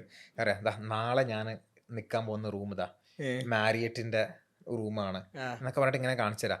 ഞാനും ഉണ്ട്. നാളെ കാക്ക ബാംഗ്ലൂരിൽ പോവാണ്. എന്നിട്ട് കാക്ക അന്ന് രാത്രി ബസ് ബുക്ക് ചെയ്തിട്ടുണ്ടായിരുന്നു, AC സ്ലീപ്പർ ബസ്സിൽ. നാളെ ബാംഗ്ലൂരിലെത്തും, രാത്രി പോയിട്ട് രാവിലെ അടുത്തും. എന്നിട്ട് കാക്കൻ എന്തോ കോളേജിലേക്ക് പോകുന്ന സ്കീം. എന്നിട്ട് പറയാം, നാളെ ഞാൻ റെന്റിന് ഓടി ഞാൻ എടുത്തിട്ടുണ്ട്. അപ്പോൾ അതൊക്കെ എനിക്ക് എടുത്ത് കാണിച്ചു തന്നെ. അപ്പോൾ ഞാൻ പറഞ്ഞു, കാക്ക എന്നെ കൂട്ടോ, ഒരു രക്ഷയില്ല, ആളെ സമ്മതിക്കുന്നതന്നെ ഇല്ല എന്ന് തന്നെ. അങ്ങനെ കാക്ക പോയി. പിറ്റേ ദിവസം രാവിലെ എണീച്ച് കാക്ക പോയി.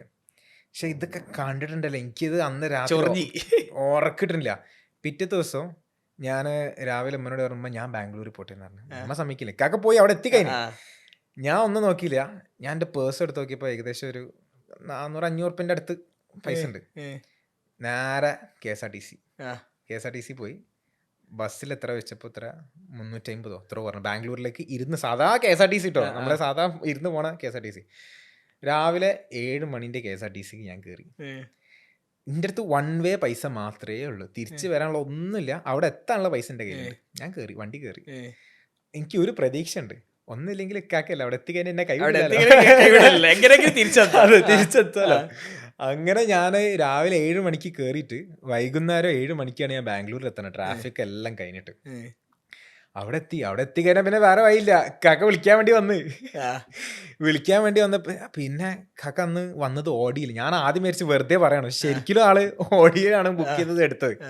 അന്ന് സംഭവം എനിക്ക് തോന്നുന്ന ആളെന്തോ പഴയ കോളേജിലേക്ക് എന്തോ പോകാണ്ടായിരുന്നു. അപ്പൊ പോകുമ്പോ ഒന്ന് കുറച്ച് നല്ല വണ്ടിയിൽ സെറ്റപ്പായി പോയതാണ്. അന്ന് ഫസ്റ്റ് ലാസ്റ്റ് തന്നെ, പിന്നെ ആളെ അങ്ങനെ എടുക്കലോ എന്തോന്നും ഇല്ല കേട്ടോ. അപ്പോൾ അങ്ങനെ ഓഡിയിൽ ഞാനും കയറി, ആദ്യമായിട്ട് എൻ്റെ ലൈഫിൽ ഓഡിയിൽ. അങ്ങനെ കാക്കൻ്റെ കൂടെ കയറി നേരെ പോയി ഫുഡ് കാക്ക വാങ്ങി തന്ന്. അന്ന് രാത്രി ലൈഫിൽ ആദ്യമായിട്ട് ഞാൻ ഇത്രയും വലിയ ലക്ഷറി മാരിയറ്റിലേക്ക് വൈറ്റ് ഫീൽഡിലുള്ള മാരിറ്റിന്റെ ഹോട്ടലൊക്കെ ഉണ്ട്. ഞാനിങ്ങനെ ലോബിയൊക്കെ കാണും. ഇതാണ് മോനെ Life സ്വർഗ്ഗം, തന്നെ. ഇതാണ് ലൈഫ്. ആ റൂമിലേക്കൊക്കെ പോയിട്ടുണ്ടല്ലോ, ആ സെറ്റപ്പ് ഇത്. പിന്നെ അതൊക്കെ കഴിഞ്ഞ് പിറ്റേ ദിവസം രാവിലെ കാക്കക്ക് ബോംബെയിലേക്ക് ഫ്ലൈറ്റാ വർക്കിന്റെ ആവശ്യത്തിന് വേണ്ടിയിട്ട്. എന്നിട്ട് അത് എന്തായാലും കാക്ക നെക്സ്റ്റ് ഡേ വൈകുന്നേരത്തേക്ക് എനിക്ക് തിരിച്ച് റിട്ടേൺ ഉള്ള ബസ് ടിക്കറ്റും കാര്യങ്ങളൊക്കെ എനിക്ക് എടുത്തത്. കാരണം ഇനി വേറെ വഴിയില്ല, ഞാൻ അവിടെ എത്തിക്കാന്. പിറ്റേന്ന് അന്ന് രാത്രി ഞാൻ ഉറങ്ങി നീക്കുമ്പോൾ ഇക്കാക്ക പോയി, ഞാൻ മാത്രം മാരിയറ്റില്. അവിടുത്തെ ഒരു പൂളുണ്ട്, അടിപൊളി ഇൻഫിനിറ്റി പൂള്. ആ ഇൻഫിനിറ്റി പൂൾ എന്ന് പറഞ്ഞ ഒരു രക്ഷയില്ലാത്ത പൂളാ. അവിടുന്ന് ഞാൻ ഒരു കാര്യം ഉറപ്പിച്ച്, ഇതാണ് ലൈഫ്. എനിക്ക് I want more of this. I want luxury in my life. അന്ന് ഞാൻ എൻ്റെ ഫ്രണ്ട്സ് ആണെങ്കിലും ഫാമിലി ആണെങ്കിലും ഒരൊക്കെ വീഡിയോ കോൾ ചെയ്തു പൂളിന്റെ ഉള്ളിൽ നിന്ന്. അതായത് കണ്ടോ എന്നൊക്കെ പറഞ്ഞിട്ട് റിച്ച്. അന്ന് ഈ ലക്ഷറി എന്നുള്ള, അന്നാണ് ഈ ട്രാവൽ എങ്ങനെ ഇനി ഇത് കിട്ടാം എന്നുള്ള കാര്യങ്ങൾ ഞാൻ അത് വന്ന് ആ ഒരു സാധനം വന്ന് അങ്ങനെ അതിനെ പറ്റിയിട്ട് ആലോചിക്കുന്നതും. പിന്നെ ഞാൻ അതിനെ പറ്റിയിട്ട് കുറച്ച് പഠിക്കാൻ തുടങ്ങി. ഓക്കെ, ഇത് പുറത്തത്തെ വ്ളോഗർമാർ ഇത് ചെയ്യുന്നുണ്ടോ, അങ്ങനെ ഫ്രീ ആയിട്ട് കൊടുക്കുന്ന പറയുന്നുണ്ടോ. പിന്നെ ഫുൾ റിസർച്ച് ആയി. പിന്നെ I got to know there is an area where we create contents for hotels, restaurants, brands and all. They will invite us. നമുക്ക് അതിൻ്റെ ഒരു ഓപ്ഷൻ ഉണ്ട്, നമുക്ക് ഈ പറഞ്ഞ സംഭവങ്ങളൊക്കെ കിട്ടും. പക്ഷെ ഇതൊക്കെ ഞാൻ ഇങ്ങനെ അറിഞ്ഞു വരുന്നേ ഉള്ളൂ. അപ്പോൾ അങ്ങനെ ഇതായിരുന്നു എൻ്റെ ഫസ്റ്റത്തെ ഒരു ലക്ഷറി എക്സ്പീരിയൻസ്. ഇതെൻ്റെ മൈൻഡിലുണ്ട്. പിന്നെ ഇനി എപ്പോഴെങ്കിലൊക്കെ ഒരു ചാൻസ് കിട്ടുമ്പം ഇതിലേക്ക് എത്തണം എന്നുള്ളൊരു മൂഡായിരുന്നു. അപ്പോൾ അന്ന് മുതൽ ഈ ട്രാവൽ എന്നുള്ളത് എൻ്റെ മൈൻഡിലുണ്ട്. അപ്പോൾ ഫുഡിൻ്റെ കൂടെ ട്രാവൽ ഇതിലേക്ക് കയറണം എന്നുള്ളൊരു മൂഡിലായിരുന്നു. പിന്നെ ഞാൻ ആദ്യം മുതൽ, കാരണം എനിക്ക് നല്ല ക്യാമറ ഇല്ല, എനിക്ക് ക്യാമറ ഇപ്പോഴും സത്യം പറഞ്ഞാൽ എനിക്ക് യൂസ് ചെയ്യാൻ അറിയില്ല. ഇപ്പോഴും even right now I do not know how to use a good camera. എനിക്ക് ജസ്റ്റ് ഓൺ ആക്കാൻ അറിയാം, ഓഫ് ആക്കാൻ അറിയാതെ അതിൻ്റെ അപ്പുറത്തേക്കില്ല. പക്ഷെ ഇതെല്ലാം യൂസ് ചെയ്യുന്ന നല്ല ആൾക്കാരെ ഞാൻ കണ്ടെത്തും. ഗ്രാഫിക് ഡിസൈനർ അതേപോലെ ഞാൻ ഇതെല്ലാം യൂസ് ചെയ്യുന്ന ആൾക്കാരെ കണ്ടെത്തും. അപ്പം അങ്ങനെ ആൾക്കാരെ ഞാൻ കണ്ടെത്തി, ടീമിനെ ഞാൻ ബിൽഡ് ചെയ്ത്, റോമിംഗ് ബ്ലോഗറിന്റെ ടീമും കാര്യങ്ങളൊക്കെ മെല്ലെ നല്ല നല്ല വെരി ടാലന്റുള്ള ആൾക്കാർ, ഗോപുരവും കാര്യങ്ങളൊക്കെ വെച്ചിട്ട് ഷൂട്ട് ചെയ്യുന്ന ആൾക്കാരെ കണ്ടെത്തി. അങ്ങനെ ബ്രാൻഡ് മെല്ലെ ബിൽഡ് ചെയ്യാൻ നിങ്ങൾ തീരുമാനിച്ചു, എനിക്ക് ഇനിയും മാരിയറ്റിൽ നിൽക്കണം, ഇതേപോലത്തെ പ്രോപ്പർട്ടീസ് ലിങ്ക് എങ്ങനെ നിൽക്കാം എന്ന് ഫിഗർ ഔട്ട്. കാരണം പണ്ട് നിങ്ങൾക്ക് ഓൾറെഡി റെസ്റ്റോറൻറ്റ്സിന് ഗിഫ്റ്റ് വൗച്ചർ കൊടുത്തു, പിന്നെ കുറച്ച് കഴിയുമ്പോൾ അവർ ഫ്രീ ആയിട്ട് ഫുഡ് തന്നു, പിന്നെ കുറച്ച് കഴിഞ്ഞപ്പോൾ പൈസ കിട്ടി തുടങ്ങിയിട്ടുണ്ട്. ഇതേപോലെ ഹോട്ടൽസിൽ പറ്റുമോ? അതായിരുന്നു എൻ്റെ ചിന്ത. തുടരട്ടെ. അതെ, അങ്ങനെ നിൽക്കുന്ന സമയത്ത് ഫുഡിന്റെ കാര്യത്തിൽ ഐ വാസ് ഡൂയിങ് വെൽ.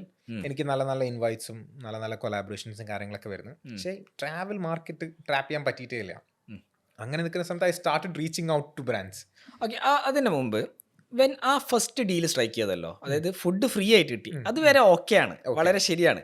പക്ഷെ എങ്ങനെ ആ ഒരു ഡീല് ക്രാക്ക് ചെയ്തു? അതായത് അവർ നിങ്ങൾക്ക് പേ ചെയ്യുന്ന എത്ര ഫോളോവേഴ്സ് ഉണ്ടായിരുന്നു? What was that, how did that look like? May be the first 3 deals or something. ഫസ്റ്റത്തെ ഡീൽ എന്ന് പറയുന്നത് I still remember I got around 300 rupees.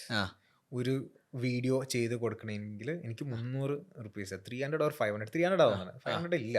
ആ 300 രൂപ കിട്ടുമ്പോഴുള്ളൊരു സന്തോഷം ഉണ്ടല്ലോ. കാരണം ആദ്യമായിട്ടാണ് ഒരു ചെറിയൊരു ഒരു നമുക്ക് ഇഷ്ടമുള്ള പണി ചെയ്തിട്ട് നല്ലൊരു എമൗണ്ട് കാണും. ആ 300 എന്നുള്ളത് എനിക്ക് വളരെ വലിയൊരു എമൗണ്ട് ആയിരുന്നു.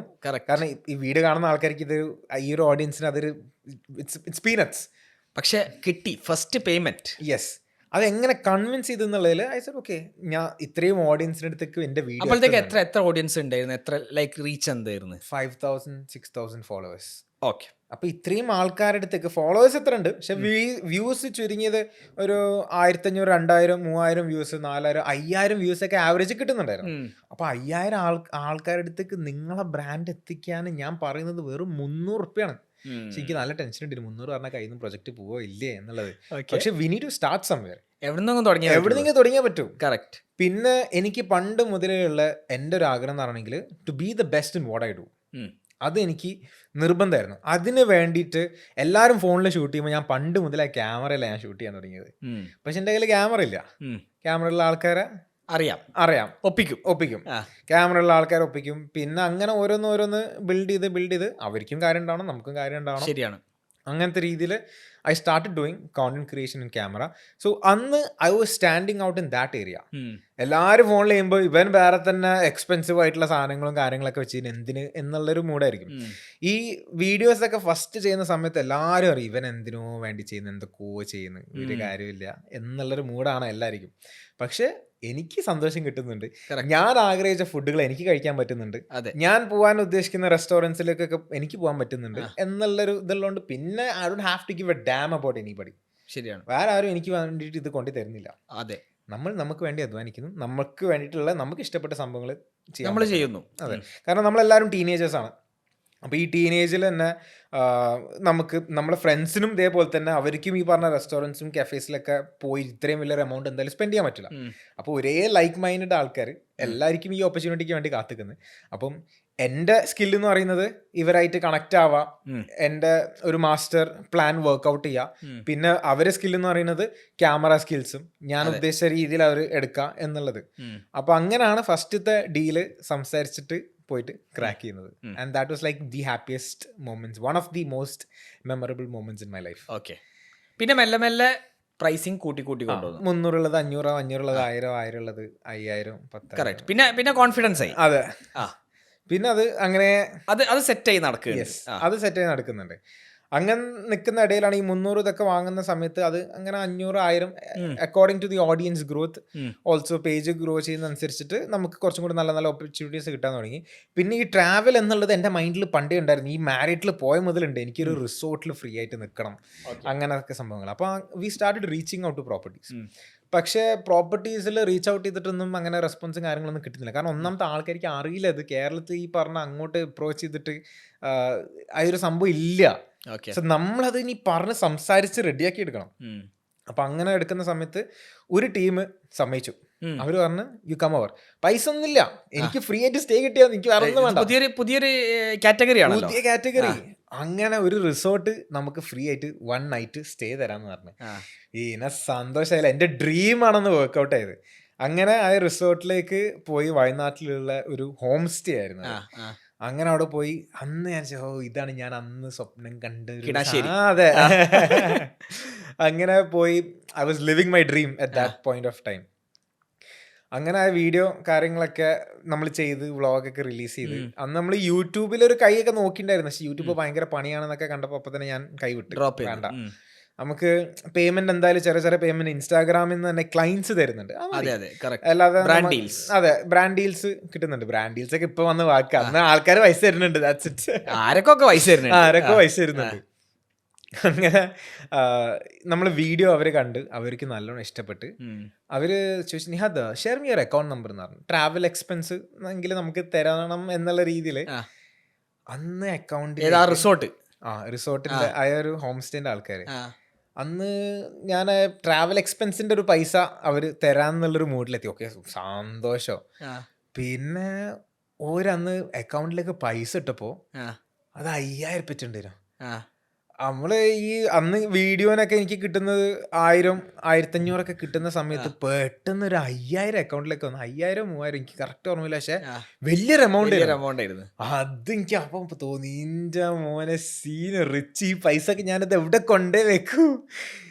അപ്പം തന്നെ ഞാൻ നോക്കി കുറച്ചും കൂടെ സാധനങ്ങൾ വാങ്ങണം, കുറച്ച് നല്ല തിരിച്ച് എൻ്റെ മൈൻഡ് എന്നാണ് ഇറ്റ്സ് ഓൾ അബൌട്ട്. കാരണം ഞാൻ എൻ്റെ ഇത്രയും കൊല്ലത്തെ എക്സ്പീരിയൻസ്, ഇത്രയും കൊല്ലം എന്ന് പറയുകയാണെങ്കിൽ 3-4 കൊല്ലം, കറക്റ്റ്, ഈ 3 കൊല്ലത്തെ 4 കൊല്ലത്തെ എക്സ്പീരിയൻസിൻ്റെ ഉള്ളിൽ ഞാൻ എപ്പോഴും ഇതിൻ്റെ ഉള്ളിലേക്ക് എത്രത്തോളം ഞാൻ ഇൻവോൾവ് ചെയ്യുന്നില്ലെങ്കിൽ എത്രത്തോളം ഞാൻ പൈസ ഇടുന്നു, അപ്പോഴത്തേനും എനിക്ക് തിരിച്ച് പലത് കിട്ടുന്നുണ്ട്.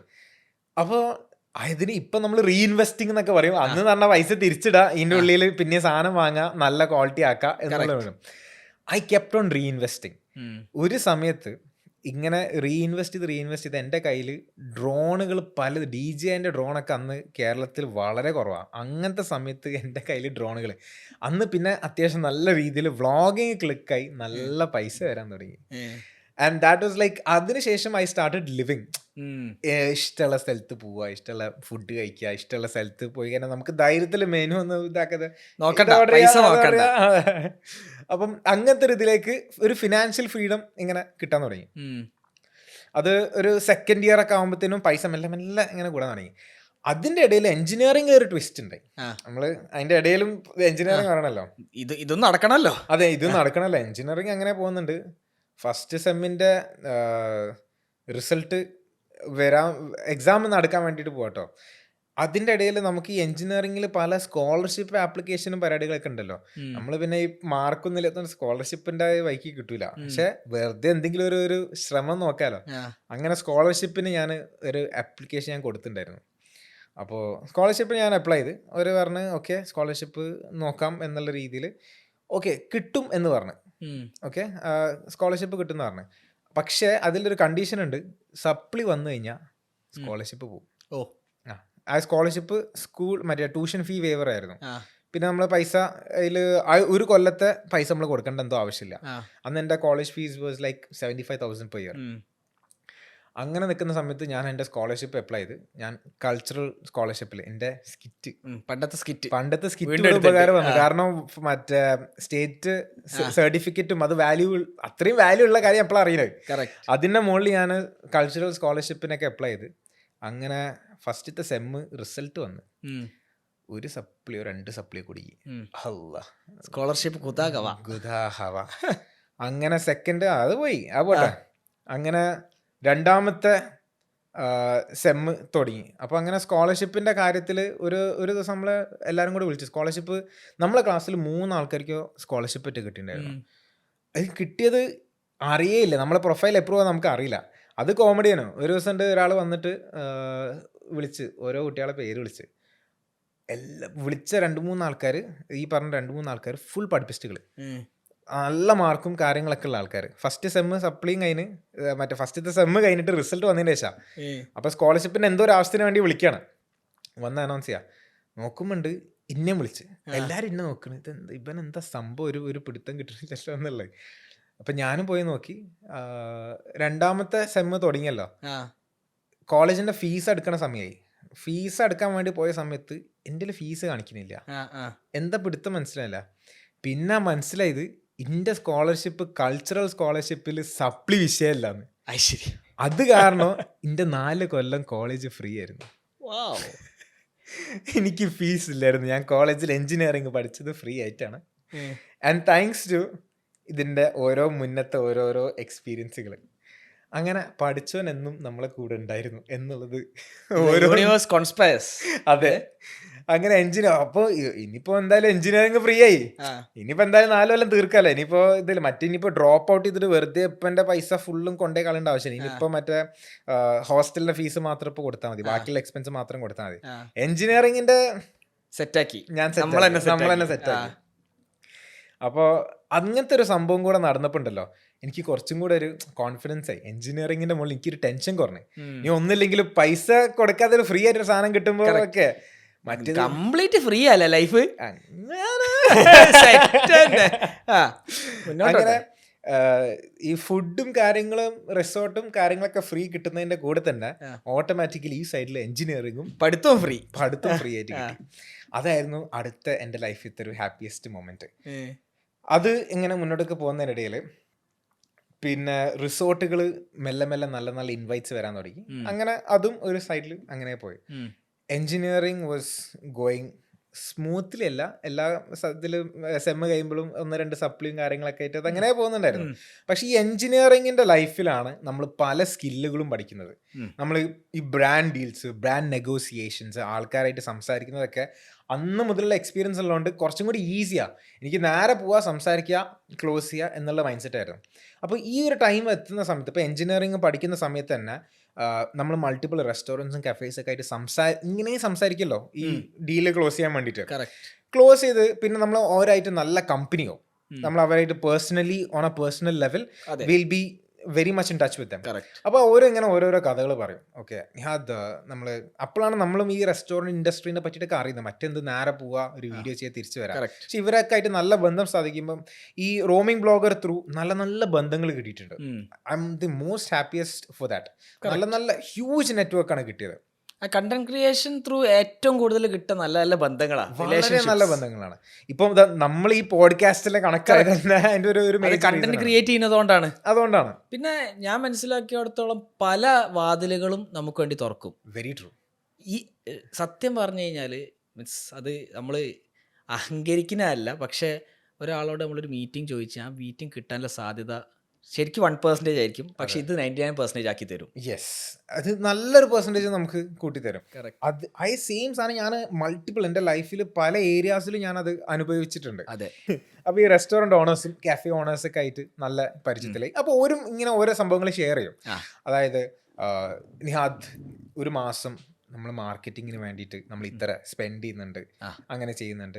അപ്പം നമുക്കും ആഗ്രഹം, നമുക്ക് മാർക്കറ്റിംഗ് ആയിട്ട് യാതൊരു ബന്ധമില്ല, ഒരു ഐഡിയ ഇല്ല. പക്ഷെ ഇത്രയും കാലം ചെയ്ത മാർക്കറ്റിംഗ് ആണെന്ന് അതറിയില്ലല്ലോ, നമ്മൾ ചെയ്ത മാർക്കറ്റിംഗ് ആണെന്നുള്ളത് ഒരു പിടുത്തമില്ല.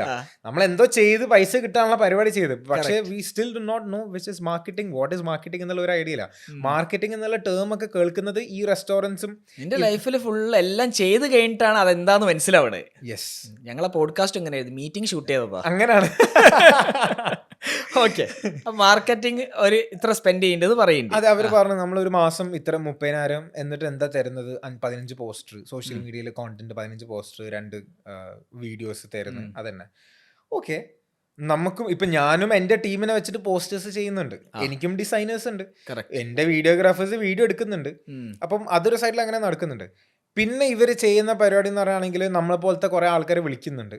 അപ്പം നമ്മൾ ഈ ഇൻഫ്ലുവൻസർ സോഷ്യൽ മീഡിയയിലുള്ള കോണ്ടന്റ് ക്രിയേറ്റേഴ്സ് ആവുമ്പോൾ നമുക്ക് ഇത് ത്രൂ കോണ്ടന്റ് ക്രിയേറ്റേഴ്സ് ആയിട്ട് നല്ല ബന്ധവും. കാരണം നമ്മളിപ്പോൾ ഒരു ഇൻവൈറ്റിന് ഒരു റെസ്റ്റോറൻറ്റിലേക്ക് പോകുമ്പോൾ അവരും ഉണ്ടാവും, വേറെയും റെസ്റ്റോറൻറ്റ് വേറെ കോണ്ടന്റ് ക്രിയേറ്റേഴ്സും വേറെയും സോഷ്യൽ മീഡിയ ഇൻഫ്ലുവൻസേഴ്സ് ഉണ്ടാവും. അപ്പോൾ അവരായിട്ട് നമ്മൾ നല്ല ബന്ധവും പരിചയങ്ങളൊക്കെ ഉണ്ടാവും. ശരിയാണ്. അപ്പോൾ അന്ന് ഇവർ പറയും നിഹാദ് ഇവരെ പരിചയമുണ്ടോ? അപ്പോൾ ഞാൻ പറഞ്ഞു പരിചയമുണ്ട്, ഞാൻ കണക്ട് ചെയ്ത് തരാം. അപ്പോൾ ഞാൻ അവരെ എത്തിച്ചു കൊടുക്കും. അത് ഞാൻ പറഞ്ഞു ഈ ഇൻഫ്ലുവൻസറിനെ വിളിക്കും, ഇങ്ങനത്തെ റെസ്റ്റോറൻറ്റ് എനിക്ക് കിട്ടിയ വർക്ക് ഞാൻ ഇവർക്ക് കൊടുക്കും. കറക്റ്റ്. ഞാൻ പറഞ്ഞു ഇങ്ങനത്തെ ഒരാളുണ്ട്, ഒന്ന് പോയി ചെയ്ത് കൊടുത്തേക്ക്, ഇതാണ് റേറ്റ് എമൗണ്ട് എന്ന് പറഞ്ഞാൽ അവരെ ഡയറക്റ്റ് മുട്ടിച്ചു കൊടുക്കും. അതങ്ങനെ ചെയ്ത് പോയി. പിന്നീടാണ് എനിക്കത് മനസ്സിലായത് ഞാൻ ചെയ്തു കൊടുത്തത് ഇൻഫ്ലുവൻസർ മാർക്കറ്റിംഗ് ആണെന്നുള്ളത്. ഇതാണ് ഏജൻസികൾ ചെയ്യുന്ന പരിപാടി. അതായത് ഞാൻ ചെയ്തെന്താ, ഞാൻ എൻ്റെ ഫ്രണ്ട്സ്, എൻ്റെ ബന്ധത്തിലുള്ള നമ്മളെ കോണ്ടന്റ് ക്രിയേറ്റേഴ്സിനെ കണക്ട് ചെയ്ത് കൊടുത്തത്. പിന്നെ ഇവർ ഇതിന് പൈസ വാങ്ങുന്നുണ്ട് എന്നുള്ള കാര്യം ഞാൻ അപ്പോഴാണ് ഞാൻ പഠിച്ചു വരുന്നത്. ഇൻഫ്ലുവൻസേഴ്സ് അല്ല, അതായത് ഈ റെസ്റ്റോറന്റുകൾ ഈ പറഞ്ഞ ഈ സർവീസിന് ഈ പറഞ്ഞ കോണ്ടന്റ് ക്രിയേറ്റേഴ്സിനെ കണക്ട് ചെയ്യാനും, പിന്നെ ഈ പറഞ്ഞ 15 പോസ്റ്റർ, ഒരു മാസം 10 പോസ്റ്റർ 15 പോസ്റ്റർ ഒക്കെ ചെയ്യണമെങ്കിൽ ദേ ആർ ചാർജിങ് മണി. അപ്പോൾ എത്രയാണ് എന്താണെന്നുള്ളതൊക്കെ അങ്ങനെ ഇപ്പോഴാണ് 30,000 ഒരു മാസം 20,000 ഉറുപ്പ്യേ. അപ്പൊ ഞാൻ ആലോചിച്ച്, എന്നിട്ട് ഒരു റിസൾട്ടും ഇല്ല, കാര്യമില്ല. അപ്പൊ ഞാൻ ആലോചിച്ച് ഇതേ ആൾക്കാർ എൻ്റെ അടുത്തുണ്ട്, ഇതേ ചെയ്യാൻ പറ്റുന്ന ആൾക്കാർ എൻ്റെ അടുത്തുണ്ട്, നമ്മളെ ഫ്രണ്ട് സർക്കിളിലുണ്ട്, എന്തുകൊണ്ട് ചെയ്തു കൊടുത്തൂടാ? ഞാൻ പറഞ്ഞൊരു കാര്യം ചെയ്യും, ഞാനൊന്ന് ട്രൈ ചെയ്ത് നോക്കട്ടെ. ഓക്കെ, അങ്ങനെ ഞാൻ 1-2 റെസ്റ്റോറൻറ്റ്സിൻ്റെ മെല്ലെ ട്രൈ ചെയ്ത് റീറ്റെയിനർ ബേസിസിൽ ഓൺലൈൻ സ്റ്റോർ ഉണ്ടാക്കുക എന്ന് പറഞ്ഞു കഴിഞ്ഞാൽ ഭയങ്കര മലമറിക്കുന്ന പരിപാടിയൊന്നുമല്ല. ഇതൊക്കെ നിങ്ങൾക്കും ചെയ്യാൻ പറ്റും. അത് നിങ്ങളെ പഠിപ്പിക്കുകയാണ് ഞങ്ങളുടെ ലക്ഷ്യം. 10 ദിവസം കൊണ്ട് നിങ്ങളെ ഞങ്ങളൊരു ഓൺലൈൻ സ്റ്റോർ എക്സ്പേർട്ട് ആക്കി തരാം. 15 മിനിറ്റ് എല്ലാ ദിവസവും മുടക്കിയാൽ 10ാമത്തെ ദിവസം നിങ്ങൾക്കൊരു ലൈവ് ഓൺലൈൻ സ്റ്റോർ ഉണ്ടാക്കാം. റീറ്റെയിനർ എന്നൊക്കെ ഇപ്പൊ റീറ്റെയിനർ അന്ന് ഓരോരു ഹെൽപ്പ് ചോദിച്ചു. ഞാൻ പറഞ്ഞു ഞാൻ ചെയ്തുതരാം. ഞാൻ പൈസയും കാര്യങ്ങളൊന്നും ഞാൻ അങ്ങനെ പറഞ്ഞിട്ടില്ല, വാങ്ങിയിട്ടില്ല. ഞാൻ ഫ്രീ ആയിട്ട് ഞാൻ പറഞ്ഞു നമുക്ക് ആൾക്കാരുണ്ട്, നിങ്ങൾ വെറുതെ പൈസ വെറുതെ കൊടുക്കേണ്ട ആവശ്യമില്ല, എന്തായാലും നിങ്ങൾക്ക് ഉപകാരമില്ല. എന്നിട്ട് എന്തോ ഏജൻസി ആയിട്ട് എന്തോ ജസ്റ്റ് നിർത്തിയിട്ടുള്ളൂ. അപ്പോൾ ഞാൻ പറഞ്ഞു ഞാനൊന്ന് ചെയ്ത് നോക്കട്ടെ. അങ്ങനെ ഞാൻ എക്സ്പെരിമെന്റ് ചെയ്ത് നോക്കി. ഈ പറഞ്ഞ പോസ്റ്റേഴ്സും കാര്യങ്ങളൊക്കെ ചെയ്ത് ചെറിയ പൈസക്ക് ചെയ്ത് കൊടുത്തു. കാരണം അവർക്ക് എന്തായാലും അത് വേണം, പോസ്റ്റേഴ്സ് വേണം. അത് കണ്ടിട്ടാണ് പല ആൾക്കാരും വരുന്നത്. അപ്പോൾ അതും കൂടെ കുറച്ചും കൂടെ ചെറിയ പൈസക്ക് ഞാൻ ചെയ്ത് കൊടുത്ത്. അങ്ങനെ ദാറ്റ് വെന്റ് വെൽ. എന്നിട്ട് അതിനുശേഷം ഒരു മാസം കഴിയുമ്പോൾ ചെറിയൊരു എമൗണ്ട് കിട്ടി. ഇതൊക്കെ എൻ്റെ കോണ്ടന്റ് ക്രിയേഷൻ ത്രൂ, എനിക്ക് വ്ളോഗിങ് ത്രൂ കിട്ടുന്ന ഒരു എമൗണ്ട് കൂടാതെ ആദ്യമായിട്ടാണ് I'm being exposed to this kind of additional revenue. അടുത്ത കാറ്റഗറി അതായത് ഫുഡ് ലോക്ക് ചെയ്തു, റിസോർട്ട് ലോക്ക് ചെയ്തു. ഇനി റിസോർട്ടിലെ ഇൻഫ്ലുവൻസർ മാർക്കറ്റിംഗ് ഫിഗർ ഔട്ട് ചെയ്യും.